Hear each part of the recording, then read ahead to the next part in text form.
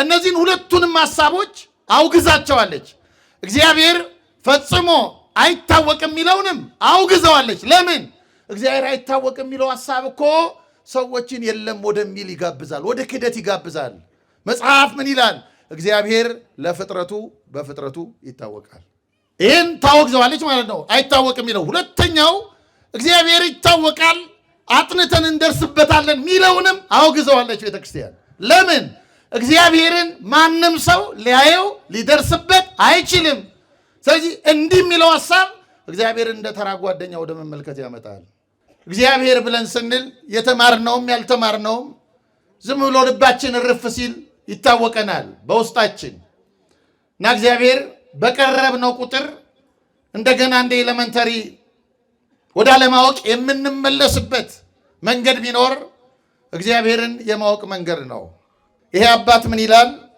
እግዚአብሔርን ማወቅ አትችልም፣ ነገር ግን ይህን ለማወቅ ራሱ እርሱን ማወቅ አለብህ ይላል። ነገር እግዚአብሔር ቀላል እውቀት እንዳልሆነ እንድንረዳ ማለት ነው። የሆነ ቦታ ሽምደዳ እንዳልሆነ እንድናውቅ ማለት ነው። የሆነ 2 እና 3 የመጽሐፍ ቅዱስ ጥቅስ ማንበብ እንዳልሆነ እንድናውቅ ማለት ነው። በነገረ መለኮት ትምህርት ቤት ገብቶ 5 ዓመት 10 ዓመት መቆየት እንዳልሆነም እንድናውቅ ማለት ነው። እያስተማሩ ስለ እግዚአብሔር የማያውቁ መምህራን ሊገጥሟችሁ ይችላሉ። እያስተማሩ ስለሱ የማያውቁ ቢገጥሟችሁ እነሱ ስለማያውቁ ሳይሆን እግዚአብሔር ስለማይታወቅ ነው። እግዚአብሔርን ሳናውቀው በቅዱሳን ቃል ኪዳን ዝም ብለን እንደ ሞኝ የምንኖር ከሆነ ወድቀናል። እርሱን ካላወቅነው መዳን የለም። የቤተክርስቲያን የምታከብራቸው ቅዱሳን በሙሉ እግዚአብሔርን ካወቁ በኋላ እርሱን ወደ መምሰል የወጡ ናቸው።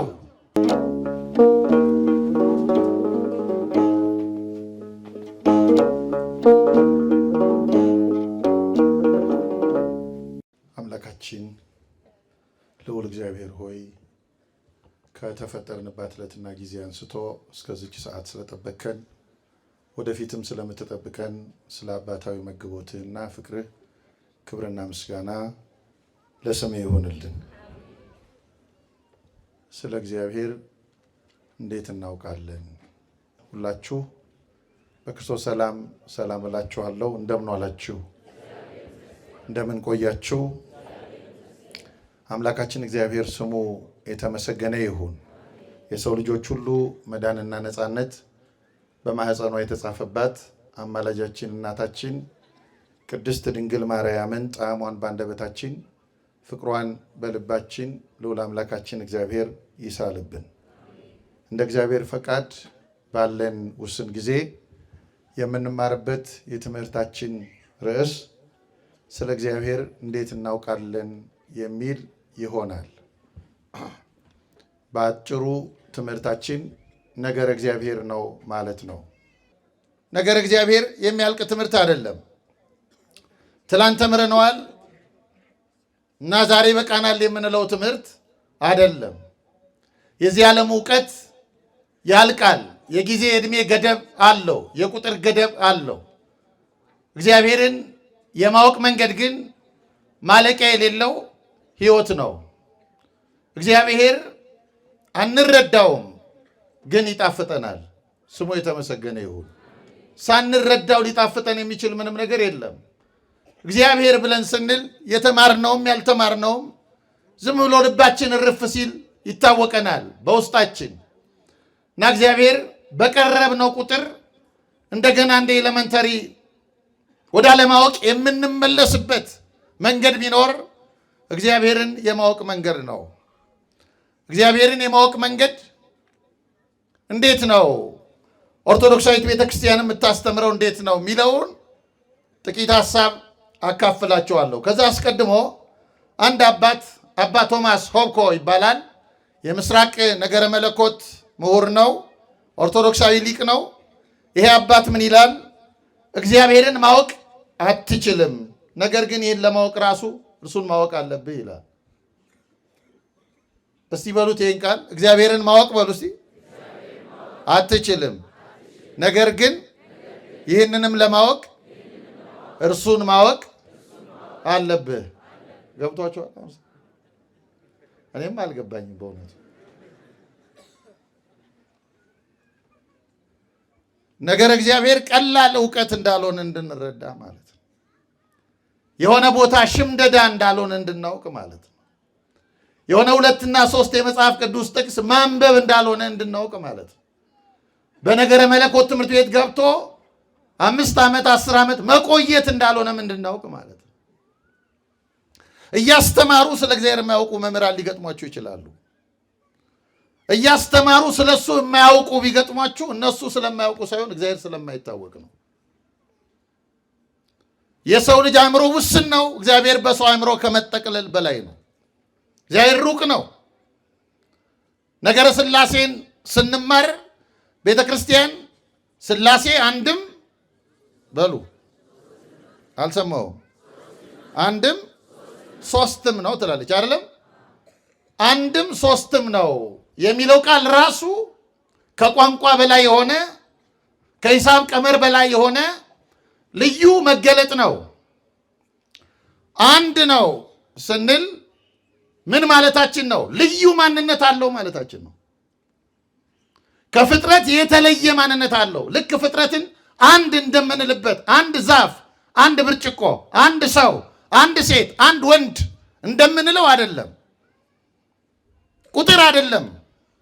ባህሪውን የሚያሳይ ፈቃዱ የማይለዋወጥ የማይከፋፈል ዘላለማዊ የሆነ ወጥ ማንነት ያለው የማይለወጠውን ባህሪውን ለመግለጥ አንድ ትላለች እንጂ ቤተክርስቲያን ቁጥር አይደለም። በፍጥረት መካከል ለምሳሌ እንደው በፍጥረታት መካከል ልክ እንደምናጠናቸው የአተሞች አይነት በቁጥር የሚቀመጥ አይደለም። እግዚአብሔር አይደለም። ዓለማችን እንደሱ ነው የሚያስበው። አንድ ሰሞን በቲክቶኩም አካባቢ በፌስቡኩ በምኑ የነበረ ክርክሬ ነው ነገረ ሥላሴን በማስመልከት እና ሰው የሆነ ነገር መዳፉ ላይ ማስቀመጥ ወይም አእምሮ ላይ መጠቅለል ይፈልጋል። ሲጀመር እግዚአብሔር ከተጠቀለለ እውነት ሊሆን አይችልም። የሚጠቀለል ነገር እውነት አይደለም። የሚጠቀለል ነገር እውነት አይደለም ማለት ለጊዜው ብቻ የሚሆን ነው። ዘመን የሚለውጠው ነው፣ የሚተካ ነው። በእጆቻችን የምንይዛቸው የቴክኖሎጂ ውጤቶች እንኳን እንዴት ባለ ፍጥነት እንደሚያድጉ ተመልከቱ። እንዴት ባለ ፍጥነት የእጃችን ስልክ እንኳን በየዓመቱ ካምፓኒዎቹ እንዴት እያደረጉ እያሳደጉት የነበረውን ሲያስረጁትና እንድንተው ሲጋብዙን እናያለን። ነገር እግዚአብሔር ሩቅ ነው። አንድ ነው ስንል ይሄ ገለልተኛ ከሆነ ማንነት የተለየ አንድነት ማለታችን ነው። አንድ ሰው አንድ ነው ሲባል ብቸኛ ነው፣ ግለኛ ነው ማለት ነው። እግዚአብሔር አንድ ነው ስንል በዚህ ዓለም ላይ አንድ ተብለው ራሳቸውን ካገለሉ ፍጥረታት የሚለይ አንድነት፣ ይህ አንድነት የባህሪ አንድነት ይባላል። ከዚያ ልዩ ሶስትነት። እስቲ ልዩ ሶስትነት በሉ። ልዩ ሶስትነት በሉ እስቲ። ለምንድን ነው ልዩ ያልነው? ስሉስ ቅዱስ ነው የምንለው። ልዩ ሶስት። ልዩ ለምንድን ነው ያልነው? ሶስት ብቻ ለምን አላልንም? ቁጥር አይደለም። እስቲ ቁጥር አይደለም በሉ። ቁጥር አይደለም። ልዩ ሶስትነት፣ ስሉስ ቅዱስነት። አንዱ እግዚአብሔር አንድ ልብ አለው፣ አካላዊ ልብ ነው። አንድ ቃል አለው፣ አካላዊ ቃል ነው። አንድ እስትንፋስ አለው፣ አካላዊ እስትንፋስ ነው ማለታችን ነው እንጂ ቁጥር ማስቀመጣችን አይደለም። እግዚአብሔር አንድም ሶስትም ነው። እግዚአብሔር በዚህ ዓለም ላይ ያሉ ቁጥሮች በምንም ሁኔታ ቢቆጠሩ ብዙ ቢሆኑ እኛ ቆጥረን ባንደርስባቸው ማለቂያ ግን አላቸው። እግዚአብሔር ግን ማለቂያ የሌለው አምላክ ነው። ስሙ የተመሰገነ ይሁን። እዚህ ጋር ያልቃል የሚባል አይደለም እግዚአብሔር። ስለዚህ ኦርቶዶክሳውያን ሁልጊዜ በአእምሯችን መረዳት ያለብን ነገር እንዲህ ያለውን ነው።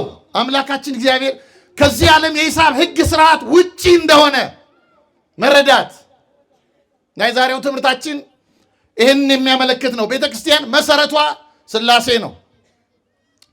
አሁን ለመቅደሱ ቅርብ የሆናችሁ ሰዎች፣ እዚህ ጋር ያላችሁ ሰዎች ከዚህ ቤተ ክርስቲያን የሚታያችሁ እዚህ ጋር ተቀምጣችሁ መሰረቱ ነው ጉልላቱ ነው? አይ እዚህ ጋር ተቀምጣችሁ ምን ነው የሚታያችሁ? መሰረቱ። ራቅ ያሉ ሰዎች ደግሞ መሰረቱ ነው ጉልላቱ የሚታያቸው? ሩቅ ያሉት ጉልላቱ ይታያቸዋል፣ ቅርብ ያሉትስ መሰረቱ ይታያቸዋል። ይሄ ማለት ነው መሰረቱ ነገረ ሥላሴ ነው፣ ምስጢረ ሥላሴ ነው። ቅርብ ያሉት መመልከታቸው በምስጢራት የከበረ ማንነት ያላቸው ክርስቲያኖች መታመኛቸው ሥላሴ፣ የሚጠሩት ሥላሴ፣ የሚያመልኩት ሥላሴ፣ ይህንን ሶስት ስም እያመለኩ የሚኖሩ ናቸው። ስለዚህ የቤተክርስቲያን መሰረቷ እሱ ነው። በአምልኳችን ሌሊት ሊቃውንቱ ሰዓታቱን ሲጀምሩ አትቦ ተነሳ ብለው ስመ ሥላሴን ጠርተው ነው የሚጀምሩት። ማህሌታውያኑ ማህሌቱን ሲጀምሩ ሃሌሉያ ለአብ ብለው የሥላሴን ስም ጠርተው ይጀምራሉ። ቅዳሴ የሚቀድሱ ካህናት አሐዱ አብ ቅዱስ ብለው ስመ ሥላሴ ጠርተው ይጀምራሉ። ለምሳሌ አንድ ቄስ ዛሬ አሐዱ ብሎ ቀደሰ። የሚቀጥለው ቄስ መምህር ገሌ ደግሞ ትላንት እኮ ሊቀ ልሳናት አሐዱ ብለው ቀድሰዋል፣ እኔ ዛሬ ደግሞ በኢየሱስ ስም ብዬ ልጀምር ማለት ይችላል? ይችላል? ለምን? አዎ በደንብ አሁን ይሄንን የስም ሶስትነት መማር ነው ያለባችሁ እናንተ። አያችሁ በደንብ ለምን እንደሆነ እንዲገባን። ከኢየሱስ ጋር ጠላት ሆነን አይደለም፣ መድኃኒታችን ነው። ኢየሱስ የሌላት ቤተክርስቲያን ሕይወትም ሊኖራት አይችልም። ያለ ኢየሱስ ሕይወት የለም፣ ያለ እርሱ ቤዛነት የለም፣ ያለ እርሱ መዳን የለም። መዳን በማንም የለም ተብሎ ተጽፏል። መድኃኒቷ ነው ቤተክርስቲያን፣ ቤዛዋ ነው፣ ክብሯ ነው፣ ሞገሷ ነው ክርስቶስ ኢየሱስ። ስለዚህ ተመልከቱ፣ ኢየሱስ የሚለውን ስም በአምልኳችን የማንጠቀመው ኢየሱስ የሚለው ስም ስመ ሥጋዌ ብቻ ነው። አምላክ ሰው ሲሆን ይወጣለት፣ ሰው የሆነው ወልድ ነው፣ አካላዊ ቃል ነው። ስለዚህ ኢየሱስ የሚለው ስም ማን ብቻ የሚጠራበት ስም ነው? ከሦስቱ አካላት አንዱ አካል ወልድ ብቻ የሚጠራበት ስም ነው። ኢየሱስ የሚለው ስም ቤዛነቱን፣ መድኃኒትነቱን፣ ሕይወትነቱን፣ ለእኛ መራቡን፣ መጠማቱን፣ መሰቀሉን በዚህ ምድር ላይ ልክ እንደ ሰው በአጭር ቁመት በጠባብ ደረት መታየቱን የሚገልጥ ስም ነው ኢየሱስ የሚለው ስም። ስለዚህ ኢየሱስ በሚለው ስም አብ አይጠራም። ለምን? ሥጋ አልለበሰም። እስቲ ሥጋ አልለበሰም በሉ። ኢየሱስ በሚለው ስም መንፈስ ቅዱስ አይጠራም። ለምን? መንፈስ ቅዱስ ምን አላለም? በደንብ በሉ። ሥጋ አልለበሰም። ስለዚህ ኢየሱስ ብቻ የሚሉ ሰዎች ልክ አይደሉም ማለት ነው። ስህተተኞች ናቸው ማለት ነው። ወደ ብዙ ርቀት ሳንሄድ አብ ወልድ መንፈስ ቅዱስን የማይጠራ በሥላሴ የማያምን እርሱ ክርስቲያን ሊሆን አይችልም፣ አይችልም። ጌታም ያለን ይህን ነው። እመኑ ብየ ወእመኑ በአቡየ፣ በእኔ እመኑ በአባቴም ደግሞ እመኑ፣ እመኑ። ስለዚህ እኛ በማን እናምናለን? በአብ በወልድ በመንፈስ ቅዱስ። ስንት አምላክ? አንድ አምላክ፣ ልዩ ሶስትነት ያለው አንድ አምላክ እንላለን። ይህንን አምላክ እግዚአብሔርን እንዴት እናውቀዋለን? የቅድሙን አብረን እንደግመዋለን። ያ ታላቅ አባት ያለውን እንዲህ እንድንረዳ ማለቴ ነው። እግዚአብሔርን አንድ የሆነ መንገድ ላይ የምናገኘው አንድ ጎረምሳ፣ መጽሐፍ ቅዱስ የጨበጠ ጎረምሳ እንደው የሚሰጠን ጥቅል ፓኬጅ አይደለም። እግዚአብሔር ስጦታ አይደለም። እርሱ የሚያስተዋውቀን አይደለም። እግዚአብሔርን ኦርቶዶክሳዊት ቤተክርስቲያን እንዴት ባለ መንገድ እንደሚታወቅ በደንብ ታስተምረናለች። ለዚህ ነው ይሄ ቅድም ያልነው አባት እግዚአብሔርን ማወቅ አትችልም፣ ይህንንም የምታውቀው እርሱን ስታውቀው ብቻ ነው። ወዴት የሚጋብዝ ነው? ቅድም እንዳልኳችሁ በቀረብነው ቁጥር ወደ ኤሌመንተሪ መመለስን የሚጋብዝ ነው እግዚአብሔር። ባስተማርነው ቁጥር የምንደነቅበት ነው እግዚአብሔር። በተናገርነው ቁጥር እግዚአብሔር ከተአምር በላይ ነው። እግዚአብሔር ከእውቀት በላይ ነው። በፍጡራን አእምሮ ከመጠቅለል በላይ ነው እግዚአብሔር። በዓለም ላይ ነገር እግዚአብሔርን በማሰብ ሁለት ጽንፎች አሉ። እግዚአብሔርን በማወቅ እውቀት ላይ አንደኛው ጽንፍ እግዚአብሔር ሊታወቅ አይችልም ማለት አለ፣ ይኖር ይሆናል ግን ልናውቀው አንችልም። ወይ እግዚአብሔር ከዚህ ከትልቁ ዩኒቨርስ በላይ ነው፣ እኛ ደግሞ ጥቃቅን አተሞች ስለሆነ ሊያየን አይችልም፣ ልናየው አንችልም የሚል ጽንፍ አለ። ልናውቀው አንችልም። እዚህ አይታወቅም የሚል ተመልከቱ። እግዚአብሔር ይታወቃል አይታወቅም? አቤት ይታወቃል አይታወቅም? በደንብ ግራ እየተጋባን ነው የምንማረው ዛሬ። እስቲ የቅድሙን እንድገመው። እግዚአብሔርን በሉ እስቲ ማወቅ አትችልም። ይህንንም የምታውቀው እርሱን ስታውቅ ነው። እሺ እግዚአብሔር ይታወቃል አይታወቅም?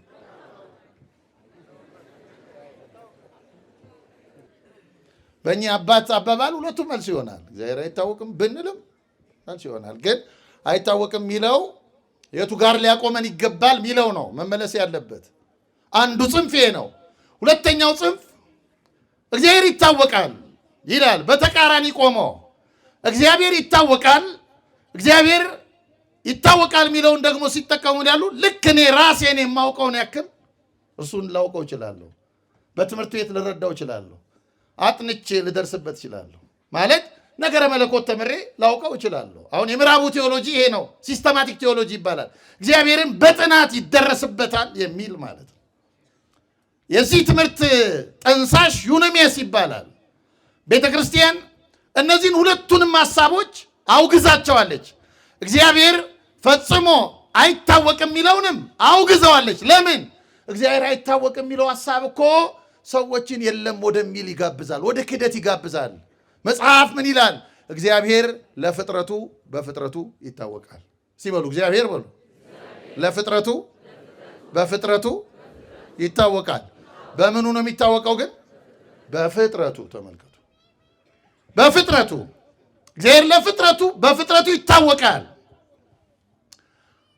ይህን ታወግዘዋለች ማለት ነው፣ አይታወቅም የሚለው። ሁለተኛው እግዚአብሔር ይታወቃል አጥንተን እንደርስበታለን ሚለውንም አውግዘዋለች ቤተክርስቲያን። ለምን? እግዚአብሔርን ማንም ሰው ሊያየው ሊደርስበት አይችልም።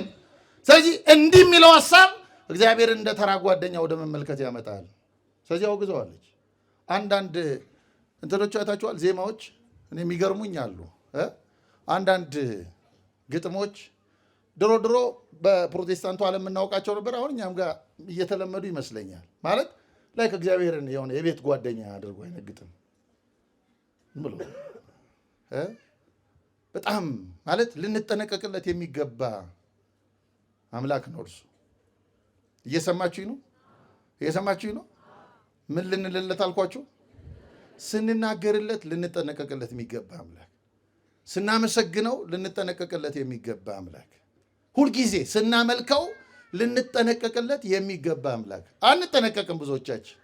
እኔ እዚህ ደቡብ አካባቢ አንድ ሀገረ ስብከት ሰርቻለሁ እና አጋጣሚ ሆኖ አንዲት ሴት አንድ ቀን መጣችና መምህር አለችኝ። አቤት አልኳት። መንገድ ላይ አንድ ጴንጤ ያገኘኝና ማርያምን ሰደበብኝ አለች።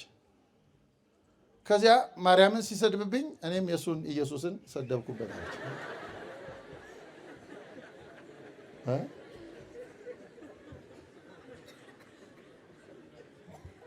ግን ዝም ብላችሁ ስታስቡት የማን ይከብዳል? እማምላክን የማን ይከብዳል? የእሱ አይከብድም እንዴ? ይሄ ምን ማለት መሰላችሁ? ስሜት የሚያሰክረው አምልኮና ህይወት ነው። አደገኛ ነው። ይሄ በጣም አደገኛ። ክርስቲያን መጠንቀቅ አለበት። መጠንቀቅ አባቶቻችን ለስመ እግዚአብሔር ተጠንቅቀዋል። ምክንያቱን እነግራቸዋለሁ አለ። ተጠንቅቀዋል ያለ ዝም ብሎ አይደለም። እንደውም በጣም የሚገርመው ስሙን ለመጥራት ፈርተው ሳይጠሩት ያለፉ አባቶች አሉ። ቅዱሳን ታውቃላችሁ። ሳይጠሩት በልባቸው ብቻ እያሰላሰሉት የኖሩ አባቶች አሉ። በቤተ ክርስቲያን አክብረውት። እኛ ችግር የለብንም በሐሰት ስንምልበት፣ ሰው ስናስገድልበት፣ ሰው ስናማበት ምንም ችግር የለብንም። ምንም ይሰንጥቀኝ ይፍለጠኝ ይቁረጠኝ ስንል አደገኛ ነው። ያያችሁ አደገኛ ነው። ይሄ ራሱ ከምን ይመጣል ብትሉኝ እግዚአብሔርን ካለማወቅ የሚመጣ ነው። ካለማወቅ የሚመጣ ነው። እና እግዚአብሔር ቤተክርስቲያን ለፍጥረቱ በፍጥረቱ ይታወቃል ትላለች። የሚታወቅበትን መንገድ ቤተክርስቲያን አስቀምጣለች፣ እንዴት እንደሚታወቅ። ከዛ አስቀድሞ ይሄ ትምህርት ቢያንስ ኦርቶዶክሳውያንን ከሁለት አደጋዎች ይጠብቃል። ከስንት አልኳችሁ? ከሁለት። አንደኛው እግዚአብሔርን እንደ ተራ እውቀት ከመመልከት፣ እንደ ሳይንስ፣ እንደ ኬሚስትሪ፣ እንደ ፊዚክስ የሆነ ዲፓርትመንት ገብተን እንደምናጠናው አይነት የዚህ ዓለም እውቀት ከማሰብ እንድንጠበቅ። የዚህ ዓለም እውቀት ይጠቅማል፣ የሚጠቅመው ለዚህ ምድር ብቻ ነው። የዚህ ዓለም እውቀት የሚመግበው አእምሮን ብቻ ነው። ዘላለማዊ እውቀት ግን ልብን የሚመግብ ነው፣ ወደ ውስጣችን የሚገባ ነው፣ ለዘላለም የሚኖርም ጭምር ነው። ስለዚህ አንዱ ይሄ ነው፣ እንደ ተራ እውቀት። ሐዋርያው ቅዱስ ጳውሎስ ስለ ቅዱስ ጳውሎስ እውቀት ሐዋርያው ቅዱስ ጴጥሮስ ሲናገር እንዲህ ይላል። ሁለተኛ ጴጥሮስ ምዕራፍ 3 ቁጥር 14 ላይ የተወደደ ወንድማችን ጳውሎስ እንደተሰጠው ጥበብ መጠን ጻፈላችሁ። እስቲ እንደተሰጠው በሉ እስቲ። ጥበብ መጠን ጻፈላችሁ። እንደምኑ መጠን? 14 መልእክታትን የጻፈ ጳውሎስ አሁን አጠገባችን ቆሞ እግዚአብሔርን አውቀኸዋል ብትሉት አላወቅኩትም ነው የሚላቸው።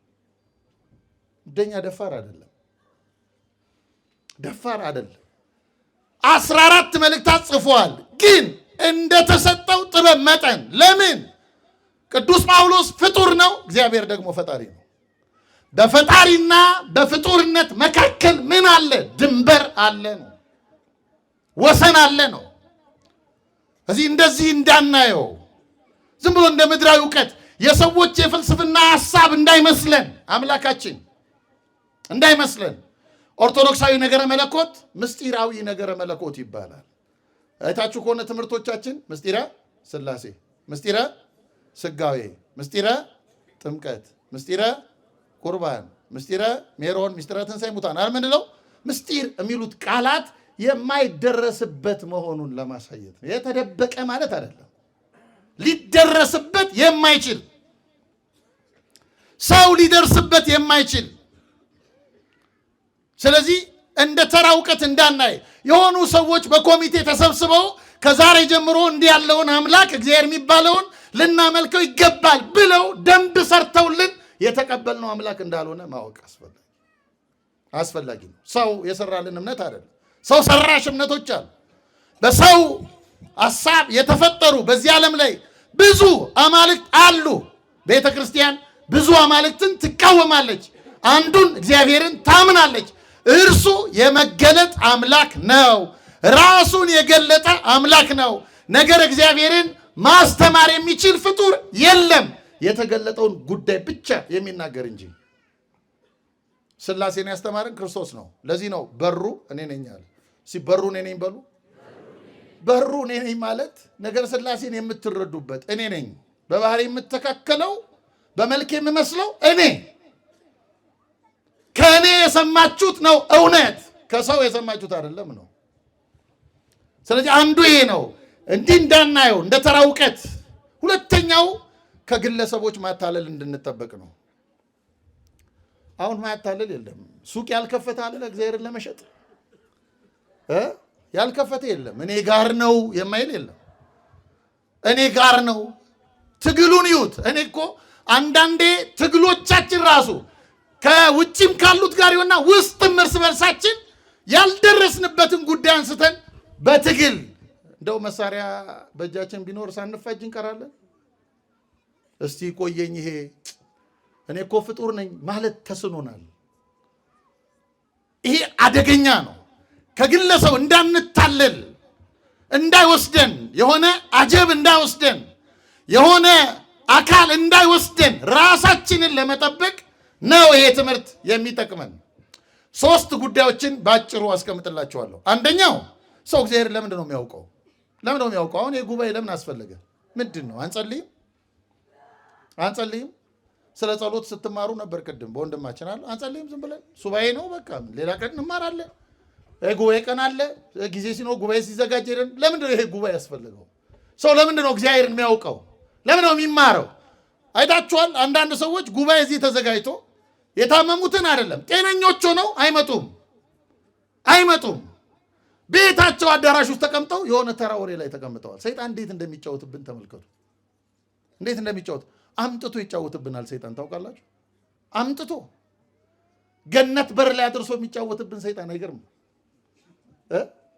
በጣም የሚደንቅ ነገር ነው። ለምንድን ነው የምናውቀው? ምን እንድናገኝ? ምን ንግዳችን እንዲሳካ፣ እውቅናችን ከፍ እንዲል፣ ስልጣን እንድናገኝ፣ በዚህ ምድር ላይ ያማረ የትዳር ህይወት እንዲኖረን፣ ልጅ ወልደን ከብደን በስተን እንድንኖር አይደለም። እግዚአብሔርን የምናውቀው ለዘላለም ህይወት ነው። ለምን አልኳችሁ? በደንብ ንገሩኝ። ለዘላለም ህይወት። ሰው እግዚአብሔር የሚያውቀው ለዚህ ነው። ከዚህ ዓለም በኋላ ህይወት አለ። በዚህ ምድር ላይ ያለ ህይወት የሆነ ቀን ያበቃል። ሰው እንደ ፀሐይ ነው። እዩት። ፀሐይን አይታችኋት ከሆነ ጠዋት ትወጣለች። ስትወጣ ፀሐይ ጠዋት ትንሽ ኮከብ መስላ ነው የምትታየው። ብዙ ሙቀቷ አይደርስም። ብርሃኗ ትንሽ ነው። ከዚያ በኋላ እየሞቀች ትሄዳለች እና ቫይታሚን ዲ መለገስ የምትችልበት ሰዓት አለ። ከዛ ታልፍና ቀትር ትሆናለች፣ የምታቃጥል ትሆናለች። ከዚያ ወደ መጥለቂያዋ ላይ ስትደርስ እየደበዘዘች ደግሞ ትሄዳለች። ሰው ልክ እንደዚህ ነው። ከልጅነቱ ጀምሮ ልክ እንደ ፀሐይ ነው። እንደዚህ ይጓዝና የሆነ ቦታ ይጠልቃል። ስለዚህ ምን ያስፈልገዋል? ሰው ከዚህ ዓለም በኋላ የዘላለም ህይወት ያስፈልገዋል። ለዚህ ነው ጌታችን በዮሐንስ ወንጌል በምዕራፍ 17 ቁጥር 3 ላይ ምን አለ? እውነተኛ አምላክ ብቻ የሆንክ አንተን የላከውንም ኢየሱስ ክርስቶስን ያውቁ ዘንድ የዘላለም ህይወት ይህች ናት። እውነተኛ አምላክ ብቻ የሆንክ አንተን የላከውንም ውረድ ተወለድ ብለህ የላከውንም ክርስቶስ ኢየሱስን ያውቁ ዘንድ የዘላለም ህይወት ይህች ናት። ሰው እግዚአብሔርን የሚያውቀው ለዘላለም ህይወት ነው። እዚህ ምንድን ነው የምንሰራው? አሁን እግዚአብሔር በረሃብ የሚደሰት ይመስላችኋል? እስከ 9 ስንራብ ጨጓራቸው ምናምን ተላጠ ብሎ ደስ የሚለው ይመስላችኋል? እግዚአብሔር ይህን የጾም ስርዓት ሲሰራው እግዚአብሔር እኛ ስንራብ ለማየት ይመስላችኋል? ነው አይደለም። የዘላለምን ህይወት እንድንለማመድ ነው የምንጾመው። መብላት ኃጢአት ስለሆነ አይደለም። የመላእክትን ዓለም መልመድ እንድንጀምር ነው። በምስጋና ብቻ የሚኖርበት ዓለም አለ። በምስጋና ብቻ። ለዚህ ነው አንድ ሊቅ እንደምን ይላል?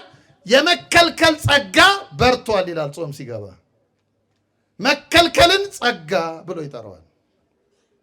ምን? የዘላለም ህይወት የሚሰጥበት መንገድ ስለሆነ ክርስቲያን እግዚአብሔርን የሚያውቀው ለዘላለም ህይወት ነው። እግዚአብሔርን ሳናውቀው በቅዱሳን ቃል ኪዳን ዝም ብለን እንደ ሞኝ የምንኖር ከሆነ ወድቀናል።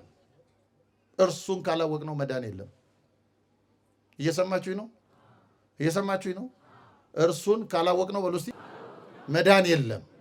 መዳን አይገኝም። በቃ ካላወቅነው አይገኝም። እነዚህ በቤተክርስቲያን የምታከብራቸው ቅዱሳን በሙሉ እግዚአብሔርን ካወቁ በኋላ እርሱን ወደ መምሰል የወጡ ናቸው። ስለዚህ የሚያንጸባርቁት እግዚአብሔርን ነው። ለዘላለም ህይወት ነው የምናውቀው። እግዚአብሔርን ለዘላለም ህይወት የምናውቀው ከሆነ እግዚአብሔርን ሰው የት ድረስ ሊያውቀው ይችላል? የት ድረስ? አንድ ታላቅ አባት አለ በመጽሐፍ ቅዱስ ሙሴ ይባላል።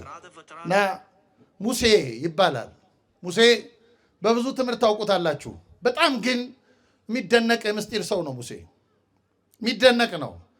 ሙሴ ተተርኮ የሚያልቅ አይደለም ህይወቱ። በጣም ይገርማል። እስራኤልን ከነዓን ያደረሳቸው ኢያሱ ነው። በጣም ግን በወንጌል የሚሰበከው ሙሴ ነው። ከነዓን አልገባም። የሙሴ ህይወቱ የሚደንቅ ነው። ሙሴ ያደገው በግብፅ ነው እና ሙሴ ግብፅ እናቱ ስትወልደው ትንሽ ልጅ ነው። ወንድ ልጅ በሰይፍ የሚገደልበት ጊዜ ነው። ሴት እንደወለደች ዕብራዊት አይኗ አየውና ይሄን ቆንጆ ልጅ አይነ እያየ የግብፅ ሰይፍ ከሚበላው ውሃ ውስጥ ልጣለውና ፈጠረው እንደፈለገ ያድርገው ብላ በቅርጫት አድርጋ ውሃ ውስጥ ጣለችው። አባይ ውሃ ውስጥ አለችው። እህቱ ደግሞ ተደብቃ ይህ ቅርጫት የሚሆነውን ነገር ታያለች ዝም ብላ እና የፈርዖን ልጅ እዚያ ውሃ ውስጥ እየተዝናናች ቅርጫቱን አየችውና እስቲ ይህን ቅርጫት ምንድን ነው ሲከፈቱት ብላ ስታስከፍት በጣም የሚያምር ቆንጅዬ ልጅ ነው። እኔ ቤተ መንግስት አሳድገዋለሁ አለች። አንድ ብራዊት የጣለችው ይሆናል በቃ እንዳይሞትባት ጥላው ነው። እኔ ፊት ያመጣው ፈጣሪው ያለ ምክንያት አይደለም፣ እዛ አሳድገዋለሁ ብላ ልጁን ስታቅፈው እህትየው ደግሞ ቀስ ብላ ሄደችና እመቤቴ ያለቻት። አቤት። አሁን ሰሞኑን አንድ ወንድ ልጅ እንደወለደች የተገደለባት እናት አለች። ጡቷ አልደረቀም፣ ወተት አለው እና እሷ መታ ጡት እያጠባች እንድታሳድግልሽ ትፈልጊያለሽ ስትላት አምጫት አለቻት። እናቷን ወስዳ አስገባቻት። ቆይ ተው ሰክሰስ የሚባል አንድ የሆነ እንትን ነበር ቢዝነስ ሰሞኑን ትውልዱን የበላ እና አስገባቻት። አሁን ሙሴን ጡት እያጠባች በቤተ መንግስት ታሳድገዋለች። እናቱ እንደሆነች አልነገረችውም። ሙሴ አደገ፣ መስማት መናገር ጀመረ። አልነገረችውም። ግን ምን ትነግረዋለች? ሁልጊዜ ጡቷን ስለሚጠባ ስለምታቅፈው አንተ የዚህ የቤተ መንግስት አካል አይደለም፣ መከራ የሚቀበል አለ እዚህ ውጪ የግብፅ ሰይፍ የሚበላው እና እናት ልጇን ማጥባት ያልቻለች የዚህ ምስኪን ወገን አንተ ከዚህ ነው የተገኘው። ውሃ ውስጥ በመጣልህ ነው ስምህ ሙሴ የተባለው ትለዋለች። ፈርዖን ደግሞ ልጁ ስላመጣችው እያደገ ሲመጣ መልኩም ያማረ ስለሆነ እየወደደው መጣ። ፈርዖን ደግሞ ምን ይለዋል? አንተ በዚህ ቤተ መንግስት የምታድገው የምትማረው ፈረስ ገልቢያ የምትሰለጥነው ማኔጅመንት የምትማረው ነገ ከቤተ መንግስቱ መኳንንት መካከል አንዱ እንድትሆን ነው ይለዋል። አሁን ሁለት ማንነት እየሰማ ሙሴ ያደገ፣ ግን ያመነ ጡት ያጠባችውን አመነ። መቼም ከዚያ የሚበልጥ የለም አይደለም። እና ያንን አመነና የእሷን ተቀበለ። አንድ ቀን በውጭ ሲወጣ ሙሴ ድንገት መንገድ ላይ አንድ እስራኤላዊና ግብፃዊ ሲጣሉ ግብፃዊ ሲያሰቃየው አየና ወገኔንማ አይን እያየ አያሰቃየውም ብሎ በክርኑ መታው። ሲመታው የሙሴ ክርኑ ጠንካራ ስለነበረ ወደቀና ሞተ። ቀበሩት አሸዋ ውስጥ። በሌላ ቀን እንደዚሁ ሲመጣ ሁለት እስራኤላውያን ደግሞ እርስ በርሳቸው ሲጣሉ ደረሰ። አይ እነዚህማ ወገኖቼ ናቸው፣ ለማን አዳላለሁ? ስለዚህ በመከራቸው ይሻላል አለና እናንተ ወንድማማቾቹ ናችሁ እንዴት ትጣላላችሁ ምናምን ሲለው አንደኛው እስራኤላዊ አንተ ባለፈው ያን ግብፃዊ እንደገደልከው እኛንም ፈልግሃል እንዴ ምናምን ሲለው ያኔ ማንነቱ ጠፋ። ሙሴ ትቶ ወጣ አገሩን ትቶ ግብፅን። ሙሴ 50 ዓመት በበረሃ ኖረ። ሲያረጅ ግብፅን እንደ ትዝታ እያሰበ 80 ዓመት ሲሞላው ፈጣሪው ተገለጠ እና አንድ ቦታ ቆሞ ምን አየ? አንድ ቅጠል ከእሳት ጋር አብረው ሲኖሩ አይነት አየ። ተዋህደው ቅጠሉ እርጥበቱ የእሳቱን ኃይል ሳያጠፈው የእሳቱ ኃይል ቅጠሉን ሳይበላው እና ሙሴ የደነቀው እንዴት ያለ ነገር ነው? እንዴት ከሁለት አንዱ አይጠፉም? እኔ ደግሞ ሙሴ በዘመኑ ግብፅ በአካዳሚኩ ዓለሙን ትመራ የነበረበት ዘመን ስለሆነ ትልቅ ትምህርት ቤት ውስጥ የተማረ ነው። እዚያ ትምህርት ቤት ባገኘሁት ሳይንስ እንዲህ አይነት ሪያክሽን ሲስተም የለም። እንዴት ከየት የመጣ ነገር ነው? ምንድን ነው? እና እስኪ ቆይ ልመልከት አለና እሳትና ቅጠል ነው ያለው። ልክ ወደ እሳቱ ሲጠጋ እሳቱ በሰው ድምፅ አናገረው። በምን ድምፅ? እሳት መስሎት እንደ ሰው አናገረው። ሲቀርበው ራቀው። እግዚአብሔር እንደዚህ ነው ወዳጆች፣ ስንቀርበው ማንነቱ የሚርቀን ሳይታይ አብሮን የሚኖር የሚመግበን አምላክ ነው። ስሙ የተመሰገነ ይሁን። ማን ደርስበት ቅድም እንዳልኳችሁ ቆይተው ተኋላ አንድ ላይ ይሻላችኋል ደስ ካላችሁ ማለት ነው። ቅድም እንዳልኳችሁ እግዚአብሔር አንረዳውም፣ ግን የሚጣፍጠን አምላክ ነው እና በሰው ድምፅ ሲያናግረው ሙሴ ደነገጠ። እንዴት ተጠግቸው ላጠናው ስሞክር እንዴት አልተረዳሁትም? ሙሴ የቆምክባት ስፍራ የተቀደሰች ናትና የእግርህን ጫማ አውልቅ አለው። ምን እያለው መሰላችሁ? ፈጣሪው እናንተን ለመቅደስ ተምራችሁታል አይደል? ሌላ ጊዜ ሙሴ ሌላው ዋናው ምስጢር ምን መሰላችሁ? ሙሴ ጫማ ያለው ልቡን ነው። በልብ ያለውን ሳይንስ አውጣ፣ ስታመልከኝ ነው የምታውቀኝ እያለው ነው። እየሰማችሁኝ ነው? ምን ስትለኝ? ስታመልከኝ ነው የምታውቀኝ አለው። አሁን ለቀ። አሁን ተናገረ ፈጣሪው። ምን አለ? የሕዝቤን ጩኸት ሰምቻለሁ፣ ላድናቸው ወርጃለሁ፣ አንተን ወደ ግብፅ ልካለሁ፣ ሕዝቤን ይዘህ ትወጣለህ ሲለው እኔ ማን ነኝ አለ። እኔ ማን ነኝ? እስቲ እኔ ማን ነኝ በሉ። ማን ናችሁ እናንተ? ጎበዝ ጎበዝ። አሁን አጨብጭቡላት ለዚች ሕፃን ልጅ ሆነ ማምላክ። የማንነት አስመላሽ ኮሚቴ በበዛበት ሀገር ሰው ነኝ የምትል ሕፃን ማግኘታችን እግዚአብሔር ያስመሰግነዋል። ሆነት ማምላክ ማን ነኝ? ኢትዮጵያውያን ሊቃውንት እኔ ማን ነኝ የሚለውን ስለ ትህትናው ተርጉመውታል። እውነት ነው፣ ሙሴ በጣም ትሁት ነው። በጣም የሚገርመው ግን መሰላችሁ፣ ሙሴ ማንነቱ የጠፋው ሰው ነው። ስሙ እንኳ ትርጉም የለውም። እጓለ እማይማ ከውሃ የተገኘ ማለት ነው። እስራኤል ልክ እንደኛ ኢትዮጵያውያን ለስማቸው በጣም የሚጨነቁ ናቸው። ልክ እናቶች ልጅ ወልዳችሁ ስም ለማውጣት ዕጣ እስከ መጣል እንደምትደርሱት እስራኤል በጣም ለስማቸው ይጨነቃል። ዳንኤል ማለት እግዚአብሔር ዳኛ ነው ማለት ነው። በጣም ነው የሚጨነቁት። እና ሙሴ ስም የለውም፣ ትርጉም የለውም ስሙ። እኔ ማን ነኝ? ምክንያቱም የማንነት ቀውስ ገጥሞት ነበር ሙሴ። እንዳልኳችሁ እዛ እናቱ የነገረችው አለ። እናቱ የነገረችው አንተ ዕብራዊ ነህ ነው። ፈርዖን የነገረው አለ፣ አንተ ደግሞ እዚህ ነህ ነው። እግዚአብሔር ምን ብሎ መልሶለት ይሆን? እናት ያለች ልክ ነው አለው? ፈርዖን ያለ ልክ ነው አለው? አላለውም። እኔ ማን ነኝ ሲለው እኔ ከአንተ ጋር እሆናለሁ አለው። ስሙ የተመሰገነ ይሁን። ትርጉምህ እኔ ነኝ አለው እግዚአብሔር። የክርስቲያን ትርጉሙ ማን ነው? መልሱልኝ። ማን ነው ትርጉሙ? የክርስቲያን ትርጉሙ ወዳጆቼ ደቡብም ሰሜንም ምዕራብም ምስራቅም አይደለም። የክርስቲያን ትርጉሙ እግዚአብሔር ነው። እግዚአብሔር ትርጉማችን ሲሆን የማይሞት ማንነታችንን አግኝተነዋል ማለት ነው። እግዚአብሔር ሕይወት ነዋ። የማይሞት ሕይወት አግኝተነዋል። እኔ ከአንተ ጋር ሆናለሁ አለው። እልክሃለሁ። ይህን ሲለው ምልክትን አሳየኝ አለው። ምልክትን። ምክንያቱም ፈርዖንን አውቀዋለሁ። እንዴት ላሸንፈው እችላለሁ? ኃይሉን አውቃለሁ። እናንተ የተገለጥከው ከሱ መበርታትን እንዳውቅ ምልክት ስጠኝ አለው። በእጅ ምን ይዘሃል አለው። ይኸው በትር ይዣለሁ፣ በግ መጠበቂያ ልምጭ አለው። ልምጩን እስቲ ጣለው አለው። መሬት ሲጥለው ልምጩ እባብ ሆነ። ደነገጠ ሙሴ፣ ደነገጠ። የእጁ ልምጭ እባብ ሲሆን ደነገጠ። አንሳው አለው መልስና። እባብ እንደሆነ መልሶ ሲያነሳው እጁ ላይ ደግሞ ልምጭ ሆነ። አሁን ከፈርዖን የሚበረታ ኃይል እንደተገለጠ ገባው። በጣም ጥሩ። አሁን ገብቶኛል። እንደማሸንፍ አውቃለሁ፣ እረዳለሁ።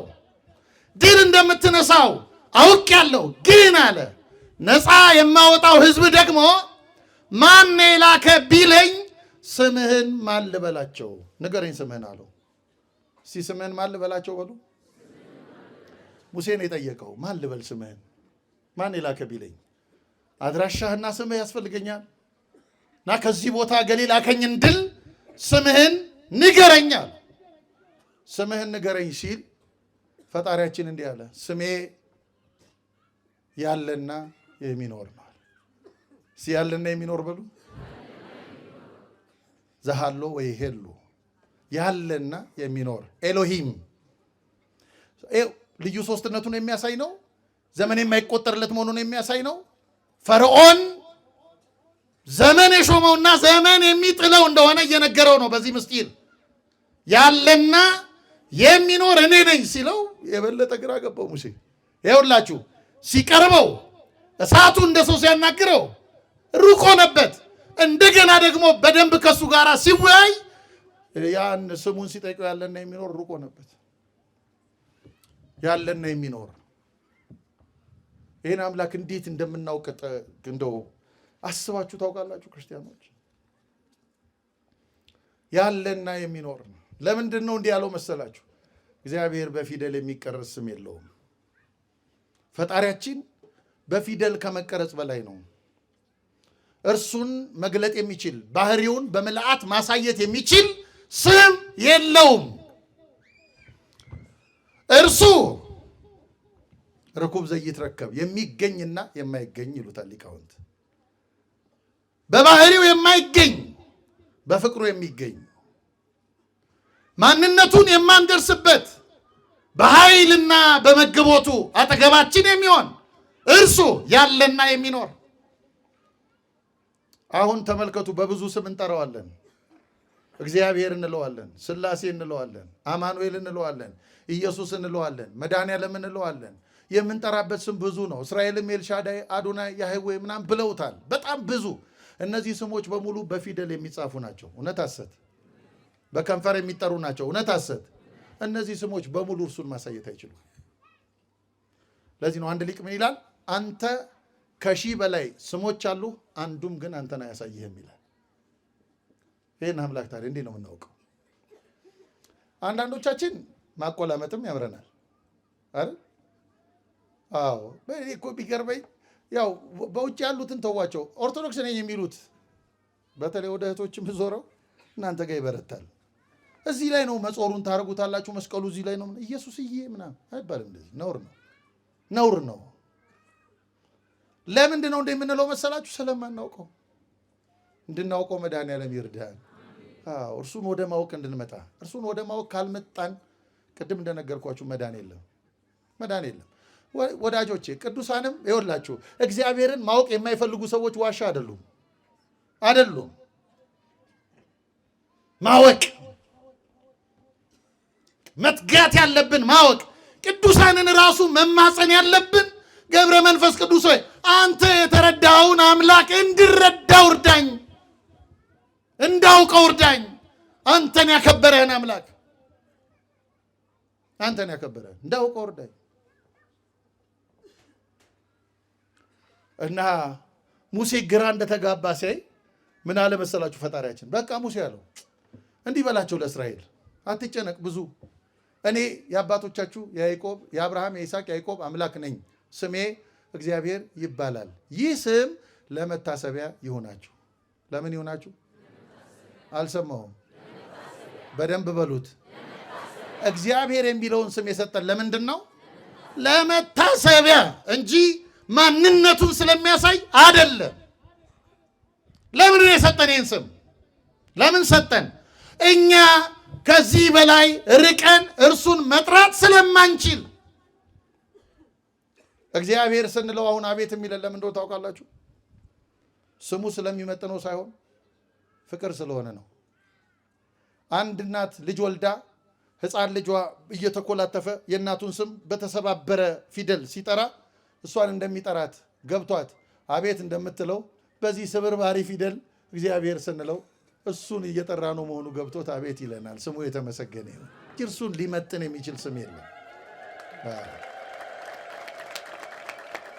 ክርስቲያኖች ይህንን አምላክ ስለማወቅ ጓጉታችሁ ታውቃላችሁ? ትጓጓላችሁ? ይህን አምላክ ስለማወቅ ብናውቀው ዝም ብላችሁ አስቡ። እናቶች ዝም ብላችሁ አስቡ። በጸነሳችሁ ጊዜ 9 ወር በማህፀን ጽንስ ይቆያል። 9 ወር ሲቆይ ሰው ያለ ኦክሲጅን አይኖርም። 9 ወር በማህፀን ሲቆይ አየር በማያገኝበት ዓለም እናንተ የአንድ ቀን ሩካቤ እግዚአብሔር ትንንሽ ህዋሳቶችን ሰካክቶ በሆዳችሁ ውስጥ እስትንፋስ ያለው ህይወት ያለው ልጅ ከሆዳችሁ ወጥቶ ሲያሳቅፋችሁ ስለዚህ አምላክ ማወቅ አስባችሁ ታውቃላችሁ? ስለዚህ አምላክ ማወቅ ከኛ በላይ የሆኑ ጉዳዮችን ስለሚያደርግልን እዚያ ማህፀን ውስጥ እናት ርቧት እንኳ ልጁ እንዳይራብ በሽል የሚመግብ አምላክ። ስለዚህ አምላክ ማወቅ ጓጉታችሁ ታውቃላችሁ? መጓጓት አለብን እሱን ስለማወቅ። ወንጌል ይሄ ነው። ወንጌል ሌላ አይደለም። ወንጌል ጥቅሉ ሰዎች እግዚአብሔርን ወደ ማወቅ እንዲደርሱ ነው።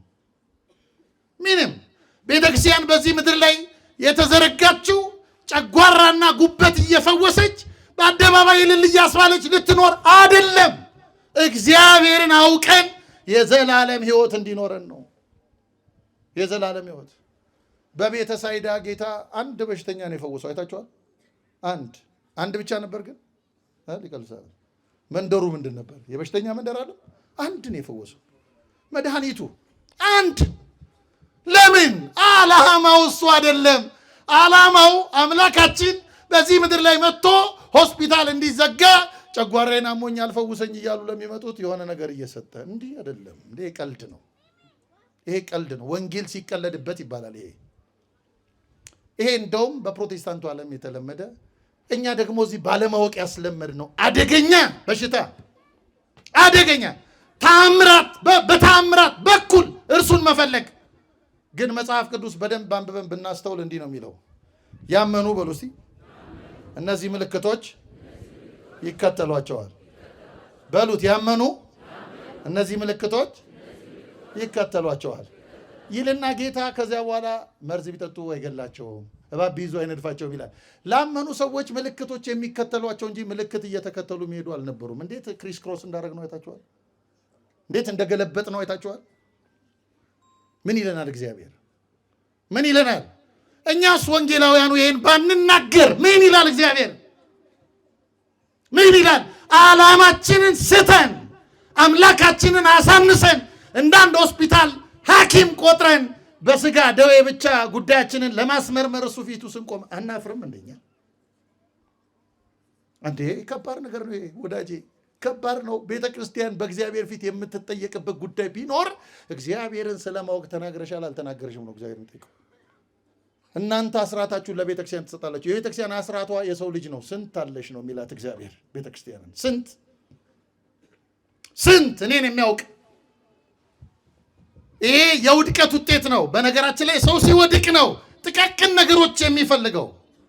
ጥቃቅን ሲወድቅ የገጠመው ችግር ነው ሰው እንጂ ሰው ባይወድቅ ኖሮ ሊቃውንት እንዲህ ይላሉ። ሰው ሲፈጠር እግዚአብሔር 3 ጥቅል ጸጋዎች ሰጥቶታል ይላሉ። ጥቅል የሚቆጠር አይደለም ጸጋው፣ ግን ጥቅል ነው። እስቲ ጥቅል በሉ። 3 ብቻ እንዳትሉ፣ እንደ ቁጥር እንዳትወስዱት።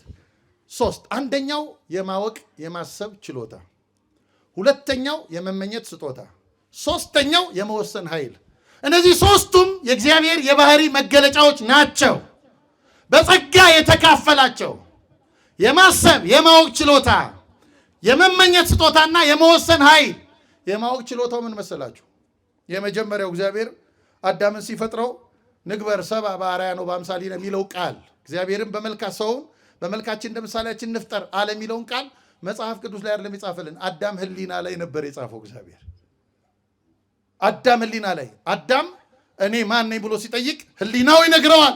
አንተማ ሥላሴ እንዲህ ብሎ በመልክና በአርአያ ልፍጠር ብሎ የፈጠረነ ሲለው እኔ እርሱን የምመስል ከሆነ እግዚአብሔር ምን ይመስላል ብሎ ራሱን በማጥናት እርሱን ወደ ማወቅ እንዲወጣ አንትሮፖሎጂ ነው።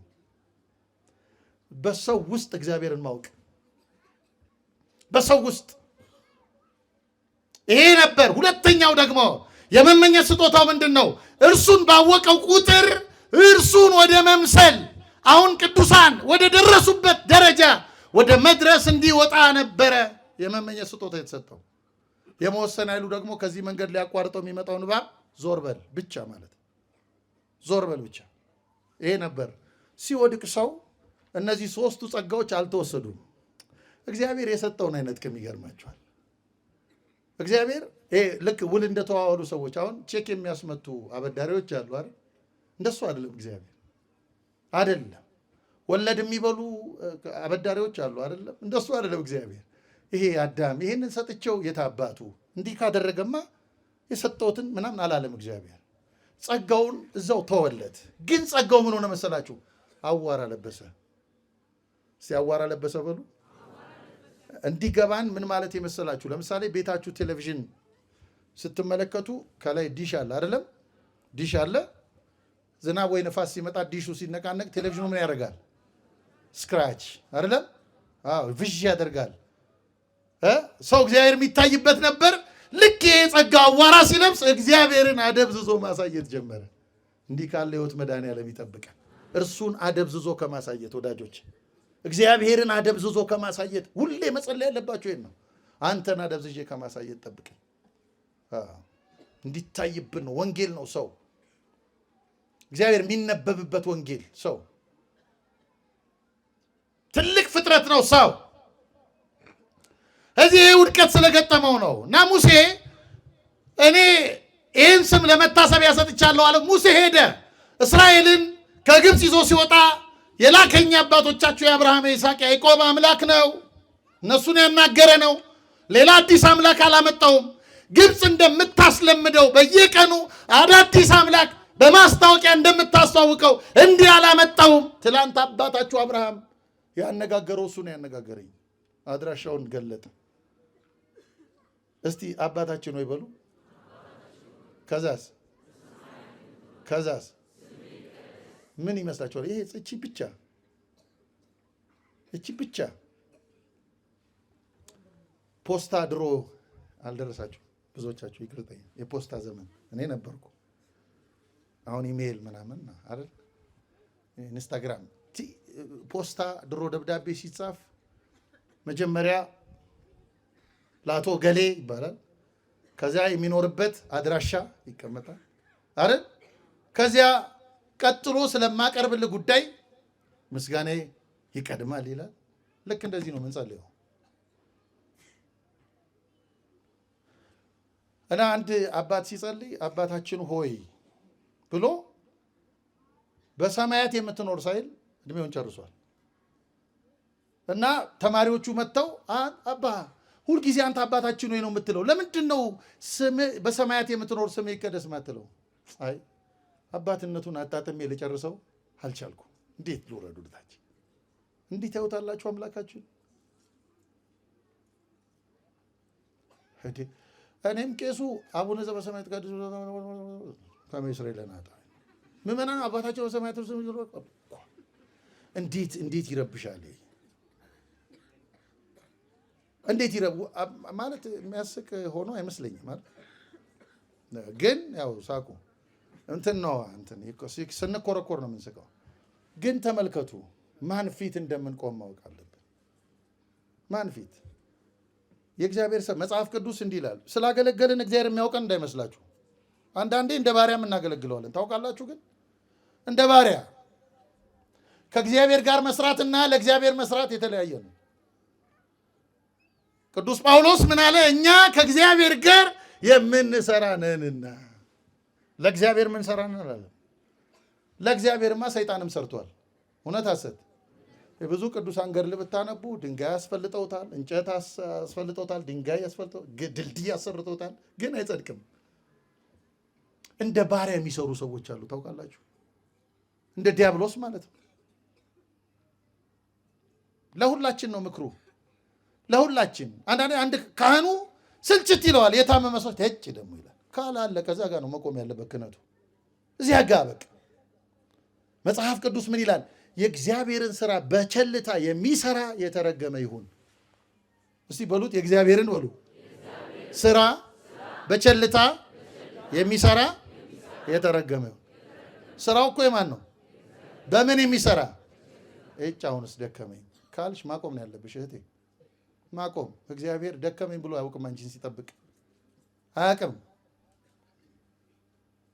አይልም። እጭ ሁሉ በደል እየተሸከመች ኃጢአት በኃጢአት ላይ እየተጨማለቀች አንተ መሐሪ ነህ እያለች አይልም። እግዚአብሔር ሰልችቶት አያውቅም። ለእኛ እሱ አይልም። ለእግዚአብሔር ስንሰራ ስለማናውቀው ነው የሚሰለችን ሚደክመን።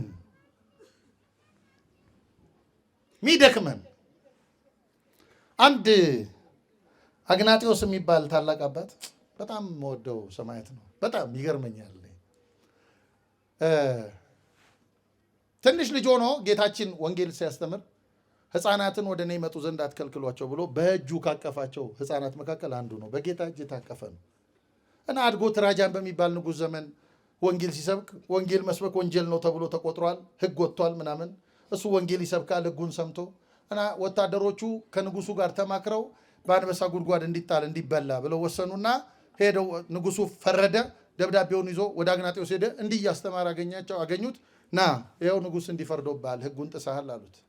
እና እንዲህ አለ፣ እሺ እሄዳለሁ፣ ግን ሰንሰለቱን አንዴ ስጡኝ አለና ሰንሰለቱን ተቀብሎ ጌታዬ ክርስቶስ ሆይ አባቴ ቅዱስ ጳውሎስ ስለ ስምህ የታሰረበትን ሰንሰለት ለእኔ ስለሰጠኸኝ አመሰግናለሁ። ይኸውላችሁ እና በሰንሰለት አሰሩት።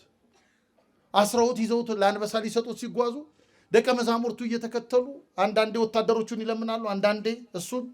እኛ ምን ጉቦም ቢሆን ሰተን እናስመልጥህ ምናምን ይሉታል። በኋላ ተማሪዎቹ ምን አለ፣ እናንተ ያስተማርኳችሁን ታምናላችሁ? አዎ። ትንሣኤ ሙታን እንዳለ ታምናላችሁ? አዎ። እናንተ በቃ የምታምኑ ከሆነ በእንባችሁ እንቅፋት አትኑብኝ። እናንተ የምታዩት የአንበሳውን ጥርስ ነው፣ እኔ ግን አንበሳው ጉሮሮ መሀል የክርስቶስን እጅ እያየሁት ነው አለ። ሊቀበለኝ እና ከጥርሱ አልፍ ያለው ነው የሚለው። ተመልከቱ። እንዲህ አለ። ከዚያ ምን አለ መሰላችሁ? እኔ አለ በእግዚአብሔር ፊት ሕያው መሶብ አለ አለ። በእግዚአብሔር ፊት እዚያ መሶብ ላይ እንጀራ ሆኜ በፊቱ ልቀርብ የሚገባኝ መስዋዕት ነኝ።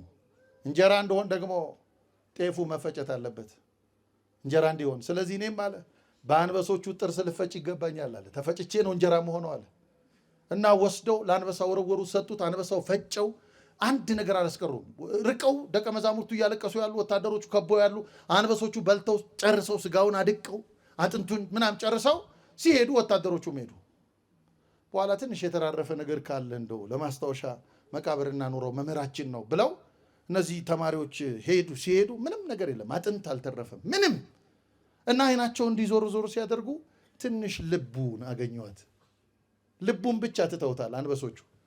እና ልቡን አዩዋትና ልቡን ብድግ ሲያደርጓት ልቡ ላይ ኢየሱስ ክርስቶስ የዘላለም ንጉሥ የሚል አነበቡ። ተመልከቱ፣ ወንጌል ሆኖ ማለት ነው። እዚህ ድረስ ነው ልባችን ላይ እግዚአብሔር እስኪቀመጥ ወደ ማወቅ። ሙሴ እስራኤልን ይዞ ከወጣ በኋላ እስራኤልን ህዝቡ ሙሴን ነው የሚያየው፣ ታምር ነው የሚያየው። በሙሴ ይደነቃል፣ በአምላክህም እንደነቃለን ይላል። እንዴት እንደሆነ አያውቅም። አንድ ቀን ለህዝቡ እንዲህ አለ እግዚአብሔር ለሙሴ እንዲህ አለው፣ ሙሴ ከ3 ቀን በኋላ እገለጣለሁ፣ ለህዝቡ እገለጣለሁ፣ እታያለሁ። እዚህ ሲና የሚባል ተራራ ላይ እታያለሁ እና ህዝቡን ንገረው፣ ባል ከሚስቱ ጋር አብሮ እንዳይተኛ፣ ልብሳቸውን ይጠቡ፣ ገላቸውን ይታጠቡ፣ ሰውነታቸውን ይቀድሱ፣ ከ3 ቀን በኋላ እገለጣለሁ አለ። ሙሴን አዋጅ ለህዝቡ ሲያውጅ ህዝቡ አንድ ጥያቄ ጠየቀ። እየጓጓ ስለነበረ የሚያዩት ተአምር ድንቅ ነው። እንዴት ያለ አምላክ ነው! ከፊታችን ላይ እሺ ብለን በምናባረረው የዝንብ መንጋ በሰይፍ ያስጨነቀንን ጠላት ባህር የከተተልን እንዴት ያለ አምላክ ቢሆን ነው! መልኩ እንዴት ነው? ቁመቱ እንዴት ነው? መቀመጫው ወንበሩ እንዴት ነው? ምክንያቱም የግብፅን አማልክት ለምደዋል እና በዚያ አይን አምላካቸውን ፈልገዋል። ተመልከቱ። የቤተ ክርስቲያናችን መጽሐፍ ቅዱሳችንም እግዚአብሔር በኪሩቤል ላይ ይቀመጣል ይላል። በምን ላይ? በደንብ ንገሩኝ። ኪሩቤል መላእክት ናቸው። ጾርተ መንበር ይባላሉ። የሥላሴን ዙፋን የሚሸከሙ ማለት ነው። በጣም ጥሩ። የሥላሴን ዙፋን የሚሸከሙ የሚለውን ቃል ሊቃውንት ሲተረጉሙ ምን ይላሉ? እግርን በጫማ እንደማጥለቅ ነው ይላሉ። አሁን እናንተ ልጠይቅ። አቤት ጫማው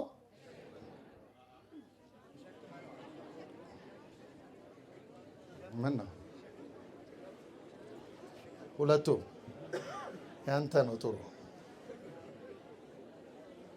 እሺ፣ አንድ የሞኝ ጥያቄ ልጠይቃችሁ። አንድ የሞኝ ዝም ብላችሁ ጫማውን አውልቁትና እስቲ ይሄዳል? እናንተ ያለ ጫማ መሄድ አትችሉም። ስለዚህ ጫማውን ተሸክማችሁታል ወይስ ተሸክሟችኋል? አዎ፣ ጫማውን ተሸክመነዋል። አገልግሎቱ ነው እንጂ ጫማውን ተሸክመነዋል። ኪሩቤልም ሥላሴን ይሸከማሉ ሲባል አገልግሎታቸውን ለመግለጥ እንጂ እርሱን ሊሸከመው የሚችል ፍጥረት የለም። ስሙ ለዘላለም የተመሰገነ ይሁን። ማንም የለም። የኛ የኦርቶዶክሳውያን አምላክ ይሄ ነው።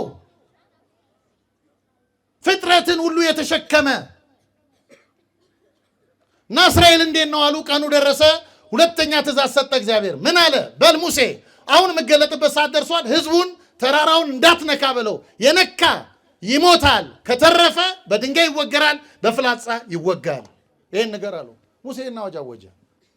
ልክ ሲያውጅ አንድ እሳት የከበበው ደመና ከሰማይ ወረደ። ምን አልኳችሁ? አልሰማሁም። አይታችሁ ታውቃላችሁ? እሳት የከበበው ደመና አይታችኋል? የለም አይደል? ደመና ወይ ጥቁር ነው ዝናብ ሲያረግዝ፣ ወይ ደግሞ ነጭ ነው አይደለም? እሳት የከበበው ደመና ህዝቡ ሲያይ የበለጠ ፈራ። እንደው ባይወርድ ሙሴ ባይወርድ ይሻለናል አሉ። ይቅርብን፣ አይገለጥልን። ምንድን የመጣው አለና ህዝቡ ሸሸ። ከዚያ ሙሴን ምን አለው? በል ሙሴ አንተ ደግሞ ወደ ተራራው ና አለው።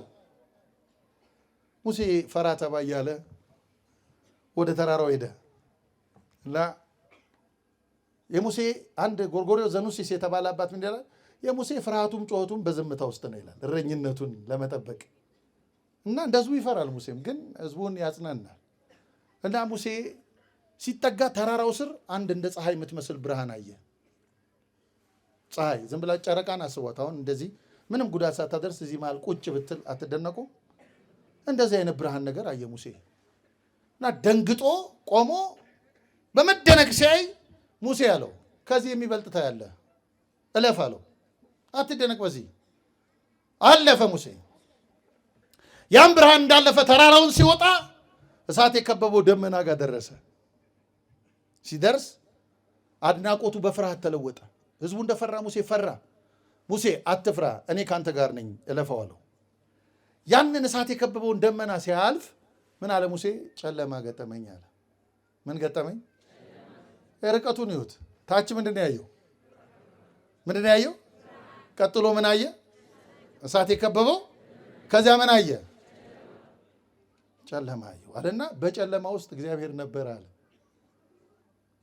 ከዚያ ይጠይቃል ይሄ አባት ጎርጎርዮስ ዘኑሲስ የተባለ አባት፣ በረከቱ በሁላችን ይደርብን። ድንቅ ኦርቶዶክሳዊ ቅዱስ ነው። ይገርማችኋል። ድንቅ እና ይሄ አባት ምን ይላል? ምንድን ነው የሚለን ሙሴ ብሎ ይጠይቃል። የሙሴ ሕይወት የሚል መጽሐፍ አለው። ምንድን ነው የሚለን ሙሴ? ምን ነው የሚለን? እግዚአብሔር ብርሃን ነው እና በብርሃን ፊት ጨለማ ምን ያደርጋል? ጨለማ በብርሃን ፊት ጉልበት የለውም።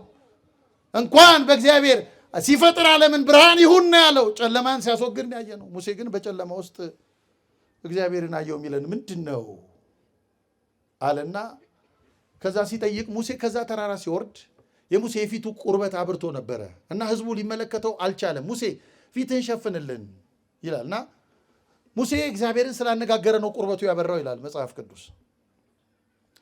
ሙሴ ታች ሲወርድ ህዝቡ ሊያየው ካልቻለ ሙሴ እያለን ያለው ጨለማ አይደለም አለ። ያንን ሲሻገር ሙሴ የተመለከተው ሊቋቋመው የማይችለው ብርሃን ነው አለ። እናንተ ወደ ፀሐይ ትኩር ብላችሁ ታያላችሁ? አናይም አይደለም? እንደውም አንዳንዴ በጣም ሲበረታ አይናችን ምን እናደርጋለን? ክድን አይደለም ምናደርገው? ሙሴ ማየት የማይችለው ብርሃን ጋር ሲደርስ አይኑን ከደነ አለ። ሰው አይኑን ሲከደን ምን ይልበታል? እሱ ነው ጨለማ ያለን እንጂ ሙሴ ጨለማ አላየም፣ ሊደርስበት አልቻለም አለ። በቃ እዚያ ጋር ቀርቦ ሙሴ ራቀበት እግዚአብሔር። ስለዚህ አምላክ ማወቅ ጓጉታችሁ ታውቃላችሁ ክርስቲያኖች? እዚያ ጋር ደርሶ አቤት! እኛ የ6 ወር ኮርስ ነው የሚያመጻድቀን። የ6 ወር ኮርስ እኔ ይገርመኛል። ማምላክን እኔ ልጅ እያለሁ እንደዛ ያጠቃኝ ነበር መሰለኝ፣ ረስቼዋለሁ። ዝም ብሎ ትንሽ 2-3 ቦታ ምናምን እኔ እኮ የመምህር ገሌ ልጅ እኮ ነኝ ምናምን አይደል? የኔታ ገሌ ልጅ እኮ ነኝ እኔ ምናምን ድጓው ሊቅ ምናምን የእንትኑ እንዴት ሰይጣን እንደሚሰብረን እኮ ነው የሚገርመው። በጣም የሚገርመው ሙሴ በቃ እዚያ ጋር ከደረሰ በኋላ ሊያውቀው ስላልቻለ ምን አለ መሰላችሁ? የእሱን ፍለጋ ዘጋና ኦሪት ዘጸአት ምዕራፍ 33ን ስታነቡ እባክህ ፊትህን አሳየኛለሁ። በቃ እኔ ፈለግኩ ደከመኛለሁ። ምንህን አሳየኝ? ፊትህን አሳየኛለሁ። እንዲህ ያለ አምላካችን አይ ሙሴ ፊቴን አታይም፣ አንተ ፊቴን አታይም። እኔ በሰንጣቃው ዓለት መካከል አቆምሃለሁ። በዚያ በኩል ሳልፍ እጄን በላይህ እጭናለሁ። ይሄ መለኮታዊ ቁጣ ነጸብራቅ እንዳያገኝህ በእጄ ጋርድሃለሁ። በዚያ ሳልፍ ጀርባዬን ታያለህ አለ እና ቤተ ክርስቲያን ከዚህ ሐሳብ ትነሳና ምን ትላለች? የእግዚአብሔርን ማንነት የእግዚአብሔርን ሐሳብ በክርስቶስ ትምህርት አውቄያለሁ። እስቲ በሉ የእግዚአብሔርን ሐሳብ በሉ እስቲ። በክርስቶስ ትምህርት አውቄያለሁ። የእግዚአብሔርን ክብር በክርስቶስ ማንነት ተረድቻለሁ። የእሱ ነው የመለኮታዊ ባህሪ ምሳሌ ሆኖ የተገለጠ። በቃ ይሄን የሰማው